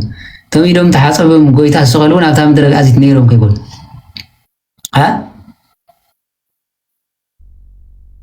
ስለዝኾነ ማእሲ ተፈሊጡ እንታይ ኢልኩም ሂጂ ኣብዚ ሓለፈ ሰሙን ማለት እዩ ሰዓሊ ለና ቅድስቲ ዝበልኩሉ ሰዓት እዝጊዮ ወይለ ኣብዚ ማሕበር ዋላ ፈተና እንተ መፅኡ ኣይ በቃ ትዝበልዎ ቦታት ሓቂ እዩ ኢለ ስቕ ዝብል ስቕ ኢለ ኢኻ ዝርኢ ዝዕዘብ ማለት እዩ እግዚአብሔር አምላክ ካብዛ ኪዳን እዚኣ ከርሖም ስለዝደልነቶም ሰባት ካ በሎ ብኩሉ ፈተና ይበዛሓሉ ማለት ኣነ ግን ዝብል እንታይ ማለት እዩ ነታ ቅድስቲ መዓልቲ ንዓ ይረኹም ኣነ ባይዘወይ ካብዚኣ ነገር ነፃ ያኒ ኣይ ዝምልከተኒ ይኮነን ምስ ነገርኒ ድማ ኣምላኽ ኣቦይ ካብ ከምዚ ዝሰውረና ዳ ዘረናፍስ ምስ ኩሉ ይዋሰብ በረኸትና ኸ ኣብ ኩሉ ይብዛሕ እንኳን እንደዚ ኮይኑ ሲ እቶም ካብ ዘርና ንደገ ዝዋሰብኳስ ብሩኻትን ቅዱሳትን ኮይኖም ብዘርና ዝወርሱ ይግበርም ኢለ ኣጆኻ ዝወደይ እቲ ዘርኢ ዝዕረየሉ ሰዓት እዩ ከምዚ እዩ ግን ንዓኻ ነዚ ንኽመፅእ ብዙሕ ፈተና እዩ ብዙሕ ስለዝኾነ እንሆ ኣብዚ ዘለዉ እስራኤላውያን ድማ እንታይ ይበሉ ኢሉ ሓጢኣት ኣቦታቶም ተነስሑ ይብል ሓጢኣት ኣቦታት ዝንስሕ መን ኣሎ ከክንድቦኹም ተነስሒኩም ትፈልጡ ንኻህናት ኳ ክንዲ ሓወይ ክንሳሕ እንተ ኢልካዮም ጭርክላኽላ ስዝገበሩ ሓጢኣት ስብ እምበር ኣይ ይርድኦኒ መፅሓፍ ኣየንብቡን እዮም ኣቦቐሺ ስለ ሰብኣየ ክንሳሕ ዶ እንተኢላቶም ሰበይቲ ከምዚ ባህል የለን እዩ ከምንታይ ኮይሉ ተይሉ ኣሎ እምበር እንኳን ደ ንስሓ ንስኻትኩም ስለ ሓጢኣትና ክትንስሑ ይግበአኩም እዩ ካህናት ይነስሑ ስለ ሓጢኣትከ ንዓኻ 10 ስግዳን እንተሂቦምኻ ንባዕሎም 20 ይስገዱ እዩ ዝብል ከመይ እስመ ካህናት እንታይ ዝብሉ ካህናት እንታይ እዮም ዝብል ማለት ኣምሳለ ክርስቶስ ውእቶሙ ኣምሳል ናይ ክርስቶስ እዮም እሞ ክርስቶስ በጃ ኩላትና ስለ ዝሞተ ካህናት ድማ ስለ ሓጢኣትና እንታይ ገብሩ ይግባእ ከንስሑ ክሞቱ ክጥመቑ ክቆርቡ ይግብኦም እዩ ነዚ ዝጠቕስልኩም እንተሃልዮም ነህምያ ምዕራፍ 1 ምዕራፍ 2 ነህምያ ምዕራፍ 9 ተቐስሎም ተቕሲ ይፈለጡ ምዕራፍ ኣይፈለጡ ከምዚ ባህል የለን ሰብ በብሓጢኣት ይፍረድ ትኽክል እዩ ስለ ኩሎም ክንሳሕ ይግበአና ዶ ሙሴ ስለ ኩሉ ህዝቢ እስራኤል ተነስሕኒ ንዕኦም ካብ ተጥፍእ ንዓይ ካብ መዝገብ ህይወት ሕኸኸኒ ኢሉ ዳዊት ስለ እስራኤል ተነስሕኒ ካብ ንዕኦም ንዓይ ዘይተጥፈኒ እግዚኣብሔር ኢሉ እንዲ ስለዝኾነ ብሓጢኣቶም መጨረሽታ ያቁፅዑ ዶ እንተኢልካኒ ግን ትኽክል እዩ ትትገብረሎም ከ ንንስሓ ህይወት የብፅሖም እዩ ትንስኻ ተወስደኸ እግዚኣብሔር ነቲ ንጹሕ ኣገልጋሊ ኢሉ ንዕኦም ዝኸውን ሰባኺ ንዕኦም ዝኸውን ትምህርቲ ኣተስዩ የነስሖም እዩ ስለዚ ስለ ቦታትና ንስሓ የድልየና እዩ ዋላ ተቃሊስኩም ምስ መጻኹም ኣብ መጨረሽታ እዚ ጋሽ ባርካ እዚ ኣንሰባ እዚ ኣኮሎ ጉዛይ ምባልኩም ኣይተርፈኩም ኣሎ ኣቦታትና ዝመሓልዎ ቃል ኣሎ ማንም ኤርትራ ኹማን ኣይፈልጥን ከይትግረሙ ካብ ልደት ጎይታናን መድሓኒትና ኢየሱስ ክርስቶስ ኣከባቢ ጀሚሩ ክንደይ ዓመት ገይሩ ማለት እዩ 2000 ዓመት ዝገበረ ፀሊም ኣይገርመኩም እኳ ኣነ ንባዕለይ ደመይ ጠጠው ኢልኒ ማለት እዩ እግዚኦ ይደስኽ ኢለ ስለዚ ኣነ ንገረም እንተተባሂለ ክነግረኩም ንኽእል እየ ንስኹም ንገረና ተኢልኩም ንነግረኩም እየ ግን ሓዊ ኣኻትኩም ሓዊ ለካዚኦም ከምዚኦም ለካብዚ ከምዚ ንምባል ተዘይኮይኑ ምንም ኣይጠቅም ከይተረድአኩም ስልዖም ንዕ ፀበል ስተይተ ኢለኩም ኣይርድአኩም እንታይ ተባሂለ ኢልኩም እዮም ስለዚ መጨረሽታ ግን ኣነ ዝምነዮ እንታይ እንድሕር ተባሂሉ ኣብታ ኣነ ዝረኽበኩም ባዕለይ ብኣካል ነዚ ነገር እዚ ኮፍ ኣቢለ ቴሌፎንኩም ዓፄ ነዚ ቃል እዚ ናብ ህዝቢ ከይተውፅዎ መሓሉ ኢለ ከዓ ከምኣ ገይረ ስትኩም ሓቂ ኣረ ጭራሽ ኣጥፊኦም ናበልቶም ሰብ ቴሌግራምስ ኣሎ ዛስ ፋይ ኩልኩም ክትማኻኽሑ ትውዕሉ ማለት እዩ እዚስ ኣሎ እግዚአብሔር ኣምላኽ ግን ንጹህ ንስሓ ይፍጠረልና ክብለኩም ይስደል ማለት እዩ ብዘይ ምክንያት ሶይሎም ክበኣሱ ይጎልኒ እዮም ዝኾነ ምክንያት ሳሎ ኩሉ ግዜ ይብለኩም እየ እንታይ ኮይኖም ከምዚ ይብሉ ኣነ ይርደአኒ ታቦት ኣብቲ ሎ ሕጂ እዚኣ ግን ምስ መፀ ካብ ዝገርመኩም ቶም ከምኡ ገይሮም ዘመሓሓለዎም መን እዮም ተትብልኒ ፈለስቲ መነኮሳን ጳጳሳት ኮይኖም ኣመሓሒሎም ኣይትግረምን ተም ጳጳሳት ተኸፋፊሎም ኣብ ሰለስተ ሲ በቃ ምዚኦም ዝኾነ ከምዚ ይምሓል ብደቁ ይምሓል ዝበለዎም ነዚ ኣረዝ ትውልድ እዚ ቅዱስ ትውልድ ስዒሩ ከማን ክዋሰብ ትሪኦ ቀደማ ኸም ይነበረ ስለዚ ካብዚ ሕጂ ንኔው ካብዚ 2026 ግን ኣኺልኩም ጥፈልዎ ሓንቲ ረብሓ ይብል ሓያት ኣቦታትና ተሰኪምና ዕንግሊል ክንብል ክንነብር بعلم يفردلو نعوم እግዚአብሔር يقربلهم ንስኻትኩም ግን ንዓይውን ኮይትደልኝ ካብ ሰማዕኹም እግዚአብሔር ኮመንት አለዩ ካብ ተውልድ እዚ ንሃይ ነፃ ግበረኒ ኢልኩም ስተይ ታደለይ ካብታ ዝመሓልዋ መሓለ ኣና ነፃ ኢለ ሰትየ ኣምላኽ ኣቦይ ካብዚያ ነፃ ግበረኒ ኢለ ማይ ሰትየ ኣታ ጉልበታ ኸይረግጥም ኣቢለያ ኣምላኽ ኣቦይ ካብዚኦም ነፃ ግበረኒ ንስኻትኩም ከ ከማኢልኩም ባዕልኹም ሰትይ ስጋብታ ትመፅእ ማለት እዩ እንተ ዘይኮይኑ ግን ተኸምዝታት ኣይተርፍኒ ስለዚ ከምዚ ይብል ደው ኢሎም ከዓ ብኃጢአት በደለ ቦታቶም ተናዘዙ ኣብታ ስፍራ ኦም ደው ኢሎም 3 ሰዓት መጽሐፍ ሕግ እግዚአብሔር አምላኾም አንበቡ 3 ሰዓት ከዓ ተናዘዙ እግዚአብሔር አምላኾምን ሰገዱ ኢያሱ ባኒ ቶም ኣብ ዝነበሩ ኩሎም ካህናት ድማ ኣብ እግዚአብሔር አምላኾም ጸለዩ ግቡር ተዕቃል ናብ እግዚአብሔር ጸለዩ እቶም ለዋውያን ኢያሱ ቀዳሚኤል ባኒ ሓሻብኤል ዙርቢያ ሆዲያ እዚኦም ብምሎም ተም ካህናት እዮም እግዚአብሔር አምላኾም ካብ ዘለዓለም ክሳዕ ዘለዓለም አመስጊኖም ኃጢአት ህዝቦም እንታይ ገበሩ ኢሉ አስረዩ እዚኦም ተም ካህናት ቀዲሞም እዮም ድሕሪኡ ጸሎተ ንስሓ ድማ ከምዚ ኢሎም ጸለዩ ይብል ማለት እዩ በሉ ክትሰቲ ትደሊ ተኾንኩም ማይቀርቡ ክትሰቲ ትደሊ ተኾንኩም ቀርቡ ኣነስ ካብዚ ናይ ሰማይ ክሰቲ የፀገመ የብለይ ቀርቡ ሓሶት ከይመስለኩም እዚያ ኃጢአት እስራኤል ናይ ኣቦታቶም ከም ዝደምሰሰት ናይ ኣቦታትና እውን ትደምሰስዎ ኣድሌን እንተይልኩም ከዓ ምስኪምታኹም ኪዱ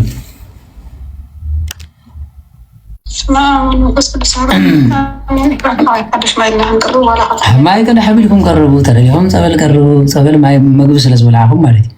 ዋላ ፀበል ክሰትዩ ሽግር የብሉን ጥራይ ኃጢአት ይደምሰልኩም ቶም ትደሊ ጥራይ ቶም ዘይትደሊ ምስኪምታኹም ንበሩ ሽግር የብሉ ተምጽኦ የብልኩም እዚ ኢልኩም ተኸፋፍሎ የለን ትውልድ እዚ እንኳን ንዓኹም ንዓለም ክዓርቕ ይኽትሰ ኣነ ዝገርመኩም ሲ ሰይጣን ነዚ ማሕበር ከመይ ከም ዝፍትኖ ገለ እንደ ዘስተውዕሉ ሓደ ግዜ ክርኢ ከለኹ ክንደይ ቃል ኪዳን ተሰከመ ማሕበር እዩ ማለት እዩ ክንደይ ተሰከመ እዩ ካብቲ በረኸት ነቲ በረኸት ንምጥፋእ ነቶም ሰብ በረከት ነቆይቱ ንቁልቁል ኣፎም የጥፍኦም ከደይ ከደት በረኸት ቃል ኪዳን ኣሎ ሓቀ የለን ኣሎ ቶም ተረፉ እሙናት ደቂ ማሕበርቲ ኮይኖም ድማ እንዲያ ገይሮም ፍትን ዝደሊ ማለት እዩ ይዕወት ደተይልኩም ንና ኣይወትን ወላ ሓንቲ ዝገብርካ የብሉን ሰይጣን ማለት እዩ ስለዚ በስ ስለዝኾነ ነዚ ከይመፀ ነዚ ትውልድ እዚ ነዚ በረኸት ከይሳተፍ እዩ ቀልጢፉ ዘንጥሮ ከይትግረሙ ስለዚ እንታይ ገደሰልኩም ማይኩም ቅዳሕ ኣቢልኩም ጸሎተ እዝራ እንታይ ዝበሃል ካህን እዝራ ዘንበባ አንቢብኩም እንታይ ገደስኩም ሓድሽ ኪዳን እግዚአብሔር ከም ዝኣተው ንስኻትኩም ካብ እግዚአብሔር ካብ ዝወለደ እዚ ካብ ኃጢአት እዚ ንዓይውን ደምሰለይ እዚ ብምሉእ ዘንብበልኩም ጸሎተ ንስሓ ካህን ኮይነ ይኹንኩን ኣነ ዘንብበልኩም ኣሎ ሰብ ገዛ ርእሱ ንዝኣትዎ ኣብ ቅድሚ እግዚአብሔር ጣዕሳ እዩ ስለዚ ቶም ቀሪብና ትብሎ ሓደ ፀሓፉ ሓደ ፀሓፉ ኣይተቃልልዎ ኣይጠቕመናን ወላ ሓንቲ ትርጉም የብሉን ዋላ ክሪኦ ከለኹ ማለት እቲ ቦታት ዝበልዎ ቶም መነኮሳት ረገምዎ ግን ቶም መነኮሳት ዝተረጋገሙ እንታይ መስለኩም እቲ ሓደ ካብ ኣፍካ ኩሉ ዝወፀ ይኹነልካ ዝተባሃለ እዚ ሰብዚ ከምኡ ኢሉ እንተረጊምካ ግዜ ይነውሕ ይዓፅር እምበር ኣይተርፈካነ ካብ ኣፍካ ኩሉ ዝወፀ ይኹነልካ ማለት ቀሊል ኣይኮነን ካልኣይ ድማ እቲ ሓደ መነኩሴ እንታይ ዝተባሃለ መስለኩም እንኳን ንሓተ ንፃድቕ ዝረገምካ ይኹነልካ ዝተባሃለ ምንም ዘይገበረ ፃድቕ ረጊሙ ገበል ዝቀይረሉ ሰዓት ስለዚ ካብ ናይ እዚኦም ኩነኔ እግዚአብሔር አምላኽ በዛ 1 ዓመት ናይ ሕፀበኒ አንፀኒ ኢልኩም ማይዶ ተዳሉ ሽዑ ካብዚ ናይ ሰራይ ጸለይ ካብዚ ናይ ኮለብዛይ ጸለይ ካብዚ ናይ አንሰባ ጸለይ ካብዚ ናይ ገሽባርካ ካብዚ ናይ ሐማሴን ጸለይ عين تعبرن እግዚአብሔር አንጸህኒ كل موسوين سغاين نعي باخذ مسن زبل دما كل قدس يقول هراي نابتن بابكن كيدينا دهري نابتن قامي እቶም ህዝቢ ጸሎተ ንስሓ ከምዚ ገበሩ እዩ مريم تمزبي سلبتا تم يمصلي زلو زنصح زلو بسم آب وولد ومنفس قدوس أحد أملاك آمين ምናልባት አቦና ስለዘለው አመጨረሽታ ይባርኹልኩም ሆነ አነ ተንባብ ጥራይ ከም በልኩም ስጋ አመጨረሽታ ጸሎተ ንስሓ ዝተነበ ሓደ ገጽ ስለዝኸውን ከምዚ ብል አመጨረሽታ ብሩክ እግዚአብሔር ኢሎም ይባርኹልኩም ኩላትና በሐንሳን ሰግድ አይደል አላ አይደል የጠላላ ነዚህ መርገም ዘይልን ናይ አይድልን ዋ ተገደሰን እንኳን እሱ ቻይናውያን ህንዳውያን እንኳን በክርስቶስ ተቀበሉም ስጋውም ተነጽዩ እንተ ተቀዲስ እንተ ተባረኹን ዋ ሊባኖስ አበይለ እንዳተቀበልኩ ጃፓናዊ ዛክል ጸድቅ ተተቀበል እንታይ ነገር ነው ይሰምዳል ስለዚህ ነዚሁ አቦና ሀደ ሀን ጸሎተ ንስሓ ተዳሉ ጸሎተ ንስሓ ዳንደው ይልኩም ይፍቲ ስላሴ ስብሐናሁ ወተዓላ አምላክ እግዚአብሔር ይመስገን እግዚአብሔር ይፍታህ አሜን ተጋር ህዋትና እንቆምሎ ተረዲያውኒ ተአማሚኖም ዘይፈልጥ በሐሳ ተጋዲሎም 30 ዓመት ሻዕቢያን ህግደፍን እንዳይመስለው ዝተማዓሉ ኦይ አለለለለ አቢ ንስሞ ይጥፈልኩም እግዚአብሔር ሓደ ዘሪ ሓደ ኪዳን ድሕንቶም ማሕበር እንሳይደለኩም ግበሩ አኹሪ በቃ ዘራ ዓለም ይሁን ስኻትኩም ዘርኡ ነው ይሁን ካብ ሰለስቲ ተወለድኩም ዘራ አብርሃም ይሁን ካብ 12 ዝወሳኹም ካብ የለና ኣብዚ ካብ ወጽ ዘራ የለን አይመጽን ይብዝ ማሕበር ርግጠኛ ኮይና ነግረኩም ስለዚህ ከምዚ ይብል እቶም ኣብ ልዕሊ ኩሉ በረኸትን ምስጋናን ክብ ዝበለ ክብር ምሳ ስምካ ይባረኽ በልዩ ንስኻ እወ ንስኻ በይንኻ ኢኻ እግዚአብሔር ሰማይን ሰማይ ሰማያትን ኩሉ ኸዋኽብትን ፈጢርካ ምድሪ ኣብ ልዕሊያ ዘሎ ኩሉን ባሕርን ኣብኡ ዘሎ ኩለን ፈጠርካ ነዚ ኩሉ ብህይወት እትነብሩኻ ንስኻ ኢኻ ሰራዊት መላእክቲ ይሰግዱልካ ንአብርሃም ዝሓረኻዮ ንስኻ እግዚአብሔር ኣምላኽ ኢኻ ካብ ኡር ሃገር ከለዳውያን ኣውፃእካዮ ስሙ ድማ አብርሃም ኢልካ ሰመኻዮ ንሱ አቅድሚኻ እሙን ኮይኑ ስለዝረኸብካዮ ድማ ምስኡ ኪዳን ኣተኻ ዘሩ አባ ምንቲ ክነብሩ ካ ምድሪ ከነዓናውያን ሄታውያንን አሞራውያንን ፈሪዛውያንን የቡሳውያንን ጌርጌሳውያንን ሃብያን ሃብካዮ ንስኻ ንስሙ ንሱ እሙን ስለዝኾነ ድማ እቲ ዝሃብካዮ ተስፋ ሓለኻዮ እግዚአብሔር ተስፋ ይሓልወልና ኣብ ግብፂ ጸበባ አቦታትና ረኸበና ኣብ ባህሪ ኤርትራኻ ኣውያቶም ሰማዕካ ንፈርዖን ንኹሎም ገላውን ንኹሉ ህዝቢ ሃገሩን ትምህርትን ተኣምራትን ገበርካ ንሳቶም ከም ዝገፍዕዎምሲ ፈሊጥካ ነበርካሞ ከምዚ ናይ ሎሚ ኮይንዎ ዘሎ ንስኻ ንኣኻ ስም ኣስሜኻ እቲ ኣብ ባህሪ ቅድሚኦም መቐልካዮ ንቁስ እናረገጹ ካ ብኡ ሓሊፎም ነቶም ዝስዕብዎም ግና ኣብ ማዕበል ማያት ደርበኻዮም ከም እምንኻ ኣብ ማዓሙቕ ሰጠሙ ኣብቲ ዝኸድዎ መንገዲ ምእንቲ ክመርሖም መዓልቲ ብዓንዲ ደመና ኣጽለልካሎም ለይቲ ድማ ብዓንዲ ሓዊ ኣብራህካሎም ናብ ላዕሊ እምባሲና ወረድካ ኣብ ሰማይ ድማ ንህዝብኻ ተዛረብካዮ ቁኑዕ ዝኾነ ፍርድታት ሕግታትን ጽቡቕ ስርዓታትን ትእዛዛትን ካ ሃብካዮ ነታ ሰንበትካ ቅድስቲ ገይሮም ክሕልዋ ኣፍለጥካዮም ትእዛዛትካን ስርዓትካን ሕግኻን ካ ብኢድ ባርያኻ ምስ ይሃብካዮም ብሩኽ ሰንበት ይግበረልኩም ከመጽል ሃብካዮ ምስ ጠሜ ካብ ሰማይ እንጀራ ሃብካዮ ምስ ጸሙኻ ካብ ከውሒ ማይ ኣውፃእካሎም እታ ንኣቶም ክትህቦም ዘተስፋኻዮም ምድሪ ምእንቲ ክወርሱ ድማ ናባኻቱ ተዛረብካዮም ኣቦታትና ግና ተዓበዩ ክሳብ ደማ ትረሩ ትእዛዛትካ ኣይሰምዑን እግዚአብሔር አምላክ ካብ ትዕቢዚ ይሰውረና ምስ ማዓበዩኻ እቲ ዝገበርካሎም ተኣምራትካ ኣይዘከሩን ክሳብ ደም ዳኣትረሩ ካባኻ ዓልዮም ናብ ባርነት ግብፂ ዝምለሰሎም ሓለቃሾም ንስኻ ግና ኣምላኽ ይቕሬታን ሰናይን መሓርን ኢኻ እሞ ንኹራ ደንጓይ በዓል ብዙሕ ምሕረት ኢኻ እሞ ኣይሓደካዮምን ወርቂ ኣፍሲሶም ብምስሊ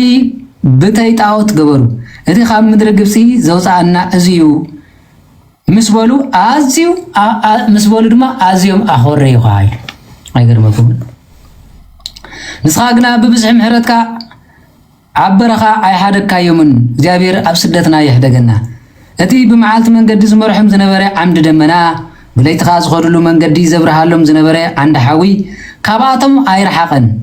ዘስተምህሮም ጽቡቕ መንፈስ ሃብካዮም ከየጉደልካ መናኻ ሃብካዮም ምስ መፁ ድማ ማይ ሃብካዮም ኣብ ምድረ በዳ ገለኳ ከየጉደልካ 40 ዓመት መገብካዮም ክዳውንቶም ኣይዓረገን ኣጋሮም ድማ ኣይሓበጠን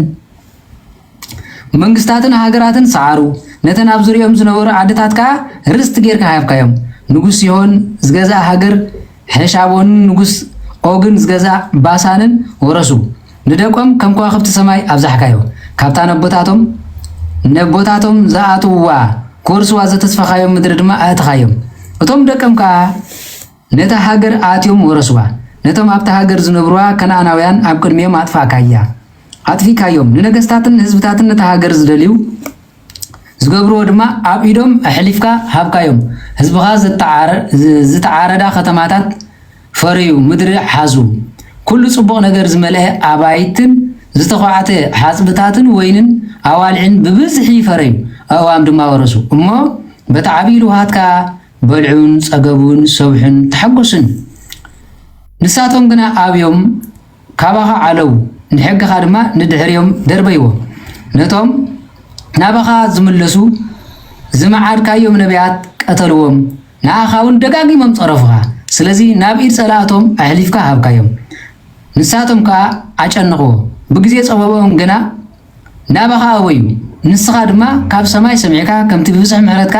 ካብ ኢድ ጸላእቶም ዘድሕኖም መራሕቲ ሃብካዮም ዕረፍቲ ምስ ኮነሎም ድማ ተመሊሶም ኣብ ቅድሚኻ ክፉእ ገበሩ ሽዑ ድማ ኣብ ኢድ ጸላእቶም ኣሕሊፍካ ሃብካዮም እሞ ገዝእዎ ተመሊሶም ከዓ ኣባኻ ኣወዩ ንስኻ ድማ ካብ ሰማይ ሰማዕካ ከም ምሕረትካ ከዓ ብዙሕ ሳዕ ኣድሓንካዮም ናብ ሕግኻ ክትምልሶም ኢልካ ድማ መዓድካዮም ንሳቶም ግና ተዓበዩ ትእዛዝካ እውን ገሃሱ ነቲ ሰብ እተፈጸመ ህይወት ዝህብ ስርዓታትን ምፍራስ በደሉ ብትዕቢት ዝባኖም መለሱልካ ክሳዶም ኣትረሩ ድማ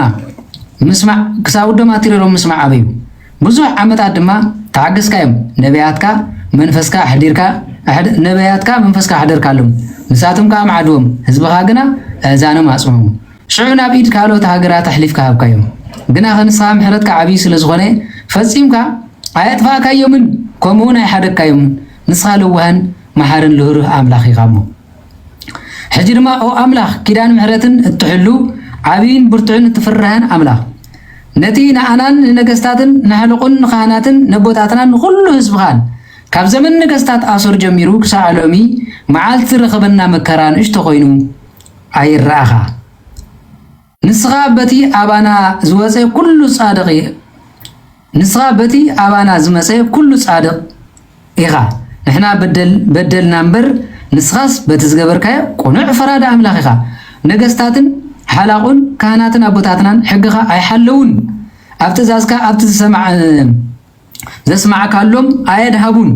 ኣብ መንግስቶም ከለዉ ኣብታ ብብዝሒ ልውሃትካ ዝሃብካዮም ገፋሕን ፍርያምን ምድሪ ዘለዉ ኣየገልገሉኻን ካብ ክፉእ ግብሮም ድማ ኣይተመልሱን ንኦ ሎሚ ንሕና ባሮትካ ኢና ኣብታ ፍርያን በረኸታን ክበልዑ ነቦታትና ዝሃብካዮም ምድሪ ንኦ ንሕና ኣብኣ ባሮት ኮይንናካ ኣለና እቶታ ድማ ነቶም ብስሪ ሓጢኣትና ኣብ ልዕሊና ዝሸምካዮም ነገስታት ተብዝሓሎም ኣላ ኣብ ልዕሊናን ኣብ ልዕሊ ጥሪትናን ከም ዝደለዩ ይገዝኡ ኣለዉ ንሕና ከዓ ኣብ ዓብዪ ፀበብ ኣለና እሞ በዚ ኩሉ ዝወረደና ድማ መጽሓፍ ኪዳን ክንኣቱ ኣለና ኣሕልቁናን ለዋውያንን ከዓ ማሕተሞም ይገብሩ ኣለዉ በሊሉ እቶም ማሕተቶም ዝገበሩ ከዓ እዞም ዝስዕብዮም ኢሉ ነቶም ካህናት ጠቒሱ ይኸይድ ማለት እዩ ድሕሪ ንሕና ከምዚ ይብል ማለት እዩ እቶም ህዝቢ ተጠቒሶም ዘለዉ ካህናት እዮም ኣብ ዘለኹም ካህናት ኣቦታት ኣዴታት ካብዚ መርገም ዝሰውርኩም ሰውርን ካብዚ ቃል ኪዳን ንሱ ጥራይ ኣይኮነን ካብቲ ሕጂ ዘሎ ቤት ክህነት መርገም ይሰውርኩም ምክንያቱ ጳጳስ ዝረገመ ሃገር ጳጳስ ዝረገመ ሲኖዶስ ኢኹም ተሰኪምኩም ትኸዱ ዘለኹም እግዚኣብሔር ካብ ናይ ዓድና በደል ካብ ኣቦታትና ሰውረና ካብ ኩነኔ ኣብ ናይ ኣንጦንስ እውን ፍትሐን በሉ ቀሊል መርገም ከይመስለኩም ድሕሪ እቶም ህዝቢ ዝገበርዎ ስምምዕ محلان كمزيم نحن حزب إسرائيل حزب إرترا مالتي نحن ون مالتي كهناتنا لواويان حلو تعرف دقن زمرتن أبيت مقدس زعي حق أملاخن نمقبار نفسه وكفهم قوانت حزبي اتهاجرن استفعلالي وكلاتهم مسانستهم مستهم عمستو عال زوصحو دقنان كوينا مستهم حواتنا زخون مراحتنا حابيرنا نتا أملاخ بيد مسيا باريو غيرو ذهبنا حق أملاخ كنفصم هتي እግዚአብሔር አምላኽና ዛሃብና ተዛዝ ፍርታትን ሕግታትን ኩሉ ክንሕልውን ክንገብሮን ንምሕል ኣለና እዩ ዛቃል ዚያን ሶምታትዋ እወን ተኾይና እወ ኣይኮነን ተኾይና ኣይኮነን በሉ አትወይና ኤፍሬም ሆይ ስለዚ ሕግታትን ኩሉ ክንሕልውን ክንገብሮን ንምሕል ኣለና እዩ ማንም ሰብ ለሚን ወከለግ ዘይጸርፍ ንሰራይ ጸርፍ ትውልድ እንታሃልዩ እተመርገም አብረስ ይገልበጥ ስለዚህ እነዚህ መሐላዚ እንተ ጠለምና ግና እግዚአብሔር ይቅዘፈና ሆይ ታግደሰኩም ጻረቡ ታግደሰኩም እግዚአብሔር ይጥለመና ይቅዘፈና በሉ ነተማ በሀገርና ዘለው ጓኖት አዋልድናን ከይንህብ ነወዳትና አዋልና ከይንወስድ ንምሕል ኣለና ይሉ ዋሰው ደሞ ለሕርጅ قالكم زي تواسيبا قالكم زي ايتبلو ندو كصيلو اتوما بهاجرنا زنبرو غانوت حزبي بعبيتن شقاطن اخلن بمعال سنبتن كشطوم يلوم زمصو بمعال سنبت بقدس معالتن كاباتهم عين الشيطانينا ببسابعيتي عمدكا نتا مدري عرفتان كنحاد غاينا اتوم سب عداون كنحاد قلومينا حاضر بلو نا اغلغلت بيت مقدس زوعل 5 جرام برور بمعالتك نكفلينا نعمل خنا أملاخنا زوعل حبستين قربانن ناورتك مسواتين بلعن نتورتك زحرر مسواتن نتسنابتن ناورك ورحن نايسرك ورحن ناي مدبات بعلاتن ناي قدس النجرن نحرقت حاتيات إسرائيل تقول مسواتن بيت مقدس دلي قال نجرن كنهبينا ودعا سبا سلازخنا أيردن ودو كولك زي سلازخنا أيهبن أيبلني مالتي ስለዚህ ከምቲ ብሕጊ ተጻሒፉ ዘሎ ድማ ኣመሰው እግዚአብሔር አምላኽ ሓዊ ምን ትኽነድድ በማይ ቤት አቦታትና ዓመት ንዓመት በቦባኑ ቤት አምላኽና እንጨይቲ ዘምጽእ መን ምዃኑ ምን ትኽንፈልጥ ንኻናትና ንለዋያን ህዝብ እንጨይቲ ክነውድቆሎም ኢና በኹራ ፍረ ምድርናን በኹራት ምድርናን በኹራት ኩሉ ፍጥረት ናይ ዓይነን ሁሉ ዓይነት አግራብናን በዓመት ናብ ቤት እግዚአብሔር ክነምጽእ ኢና ከምቲ ኣብ ሕጊ ተጻሒፉ ዘሎ ድማ በኹር ደቅናን እንስሳናን በኹራ አሐናን አባጊዕናን ናብቲ ቤት አምላኽ ዘገልግል ካህናት ናብ ቤት አምላኽና ክነምጽኢና ቀዳማይ ብሕቆና ናይ መስዋዕት እኽልና ፍረ ኩሉ ዓይነት አግራብን ናይ ነቢያትን ናይ ዘይትን ናይ ካህናትን ናብ ክፍልታት ቤት አምላኽ ክነምጽኢና ኣብ ኩሉ ሕርሻ እተን ከተማታት ዕሽር ዝወስዱ ለዋውያን እሞ ናብ ምድርና ዕሽር ክነምጽሎም ኢና ለዋውያን ዕሽር ክወስዱ ከለዉ ድማ ሓደ ካህን ናብ ወዲ ኣሮን ምስቶም ለዋውያን ይኹን እቶም ለዋውያን ድማ ናይቲ ዕሽር ዓስራይ يلعلو مو ناب بيت أملاخ ناب تقفلتات بيت مزاقب تيوتو ثم دك إسرائيل دمان لواويان ناي إخلون ناي تم نبيتن ناي زيتن زل على المسواتي ناب تقفلتات يوم زمصو أوخا أتي أقحو مقدسن زقلقلون كهنات حلوتن دقيتاتن زمرتن يوم زلو امبارسي بيت أملاخنا كتو أين حدقن يلوم قال آتو سلقالو زخبرز تمسغن يهون براديت غاي خلنا دنن يكون صلاه النسحه تقبلوا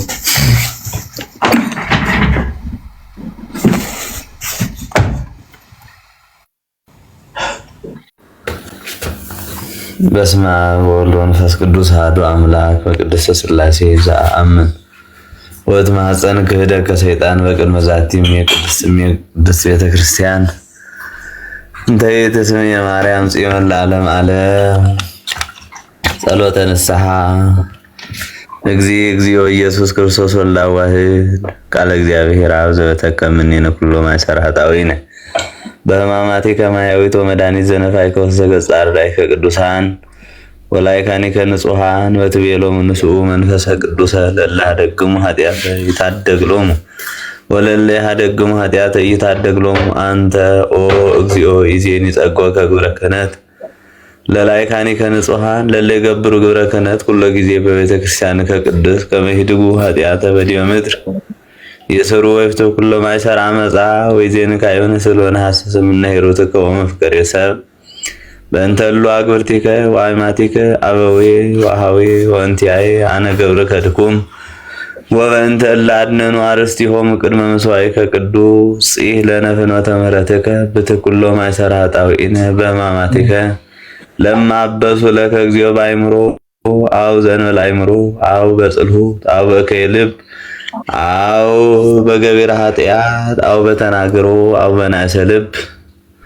እስመ አንተ ተአምር ድካሞሙ ለእሉ አግብርቲከ ኦ ኄር መፍቀሬ እጓለ እመሕያው ወእግዚአ ኩሉ ፍጥረት ጸግወነ ለነ እግዚኦ ስርየተ ኃጣውኢነ ባርከነ ወቀድሰነ ወአግእዘነ ወአንጽሐነ ወረስየነ ፍቱሐነ ወግዑዛነ ወለኩሉ ሕዝብ ከፍቱሆሙ ወምላእላዕሌሆሙ ፈሪሆተ ስምከ ወአቁሞሙ ሀበ ገቢረ ፈቃድከ ቅዱስ ኦ ኄር እስመ አንተ እግዚእነ ወአምላክነ ወመድኃኒነ ኢየሱስ ክርስቶስ ወለከ ንፌኑ ስብሐተ ወክብረ ምስለ አቡከ ኄር ሰማያዊ ወመንፈስከ ቅዱስ ማሕያዊ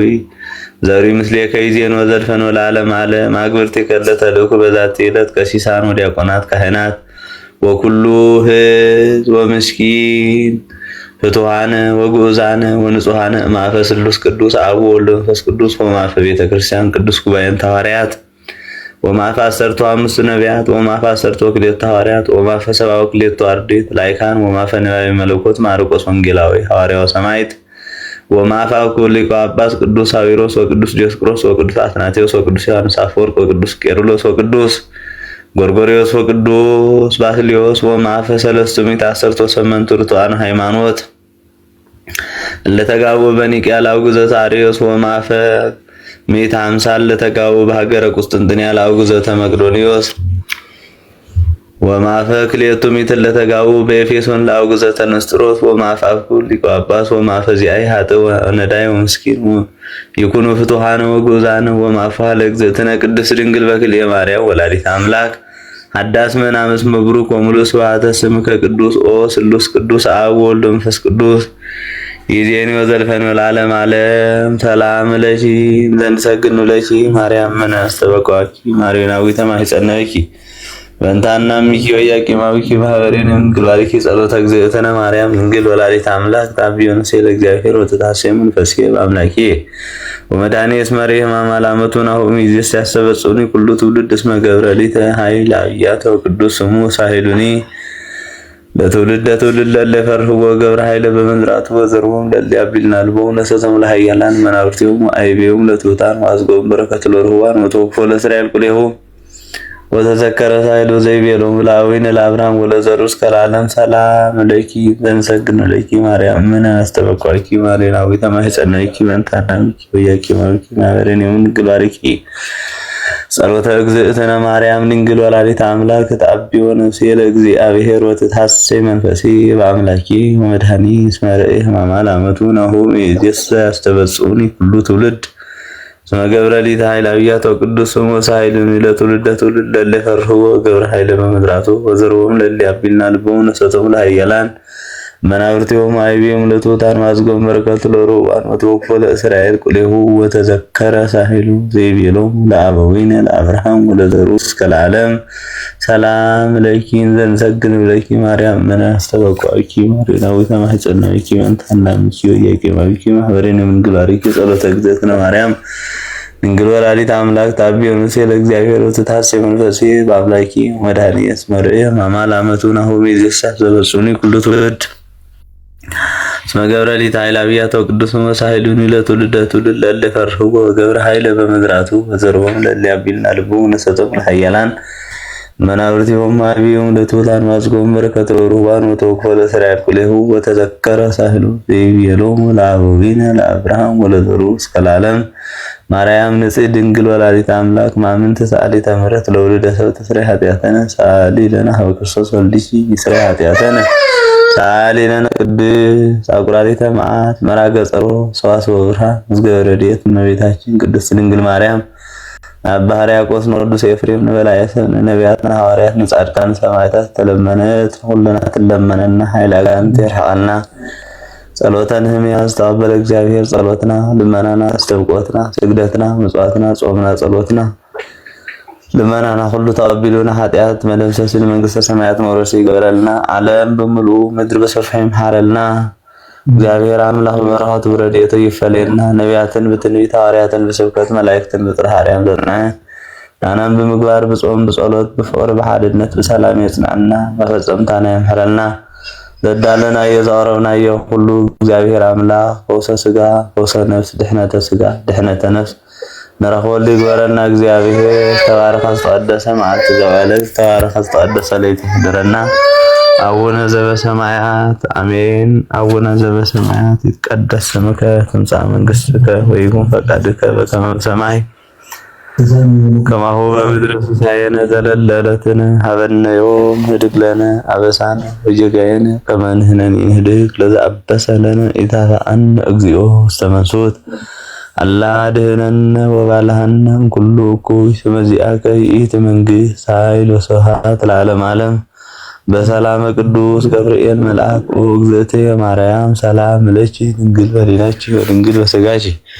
እመእግዚአብሔር ጸባኦት ሰላም ለኪ ብሩክት አንቲ እምአንስት ወብሩክ ፍሬ ከርሥኪ ተፈሥሒ ፍሥሕት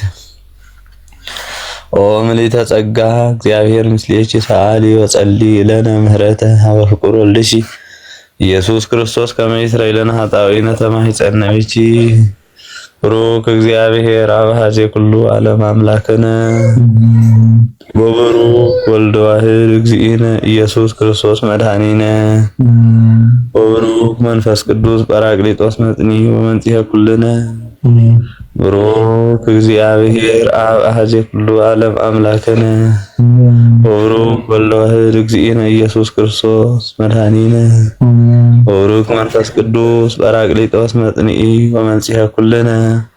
ብሩክ እግዚአብሔር አብ ኀዜ ኩሉ ዓለም አምላክነ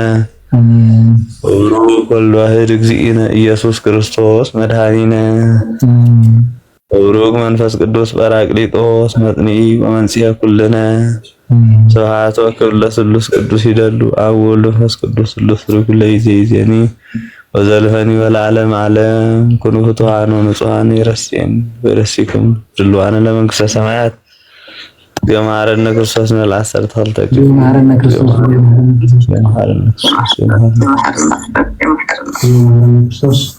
የማረነ ክርስቶስ በእንተ እግዝእትነ ማርያም ማረነ ክርስቶስ መልከማሁ በእንተ ማርያም ማረነ ክርስቶስ በእንተ እግዝእትነ ማርያም ማረነ ክርስቶስ በእንተ እግዝእትነ ማርያም ማረነ ክርስቶስ ንስሐ መንፈስ ቅዱስ የማይሰራ ኃጢአት እግዚአብሔር ይፍታ ሕይወት ይጎረና ይጎረና እግዚአብሔር ይፍታ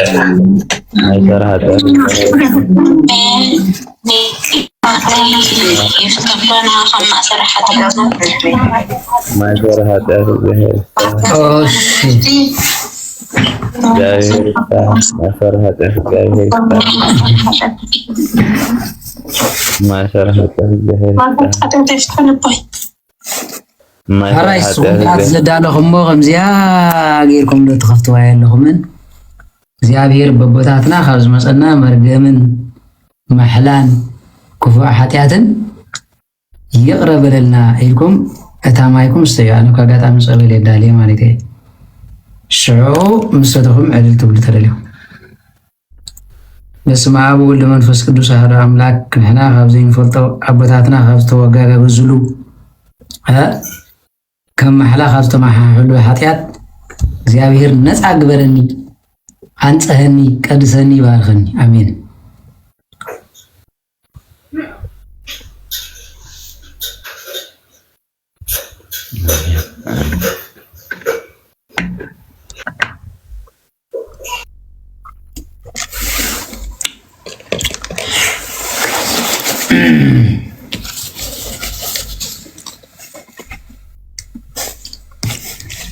ስራትኩምን ኮሙ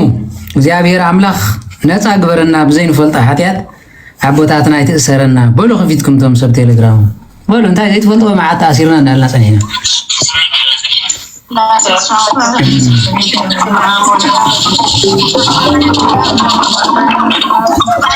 ሰለፍ ቴሌግራም ትብሉ ዝኽልክለኩም ነገር የለን ዘይንፈልጦ ሓጢአት አቦታትና ኣማና ናብ ትውልድና ይትደምሮ በሉ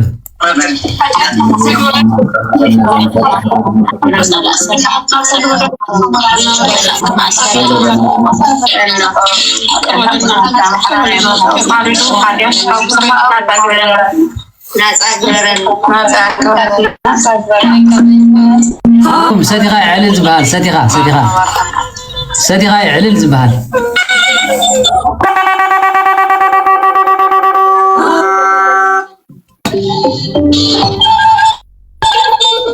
هبيش مثلا مرجم كون مسيركم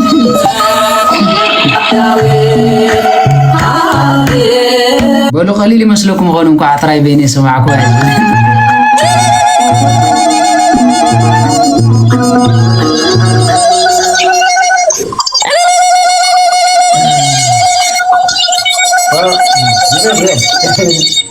بقولوا هاي تقول هذا زفر سعود ده يقرب እግዚአብሔር ምስኩላትኩም ይሁን በምህረቱን በረድኤቱን ይኸለና ሎም ማዓንቲ ዝነበረና ትምህርቲ ኣብ ዝኻኽለና ዝተማሃርናዮ ተስፋን ዝረኸብናዮ በረከትን እግዚአብሔር አምላክ ናብ ውልድና ሰግር ኃጢአት አቦታትና ዘይዝክር ይጎሮ እግዚአብሔር ምስኩላትኩም ይሁን ባይ ወገን አበይ ቀሽ ስለዝባረኹ መቸም እዚ አይባልኒ ስለዚ ከም ሕፃ ባሕሪ ብዙሓት ከም ከዋኽብቲ ሰማይ ድሙቓት ከም ፀሓይ ንኹሉ ብርሃን ይበለና ኣብ ዝኸድኩም መፅላልኩም እንደመና መግቦም ህብስተመና ንባብኩም ብራና ስንቁሁም አፍራሪተ መዓት ሳሊተ ምሕረት ቅድስት ድንግል ማርያም አዴና ይግበረልና ዕድመን ንስሓ ዘበን ንፍስሓ አይኽለና በቦታትና ዝመፀ ክፋት መርገም ኩሉኻ የርሕቐልና እግዚአብሔር ዝለመድናዮ ፍቕሪ ቃል ኪዳን ይኸለና ክብለኩም የዝደሊ ማለት ምግዳፍ ባ ንገድፈ ይኮነን ግን አትሊስት ትመርገም ተተፀሪብልካ ሁሉ ሓቂን መልሓስ ሒዝካ ትተርፍ ስለዚህ እግዚአብሔር ምስኩላትኩም ይሁን برخلة يتبعه آمين سوتي آمين آمين كم قالك يهون لنا آمين آمين بركتك تكرم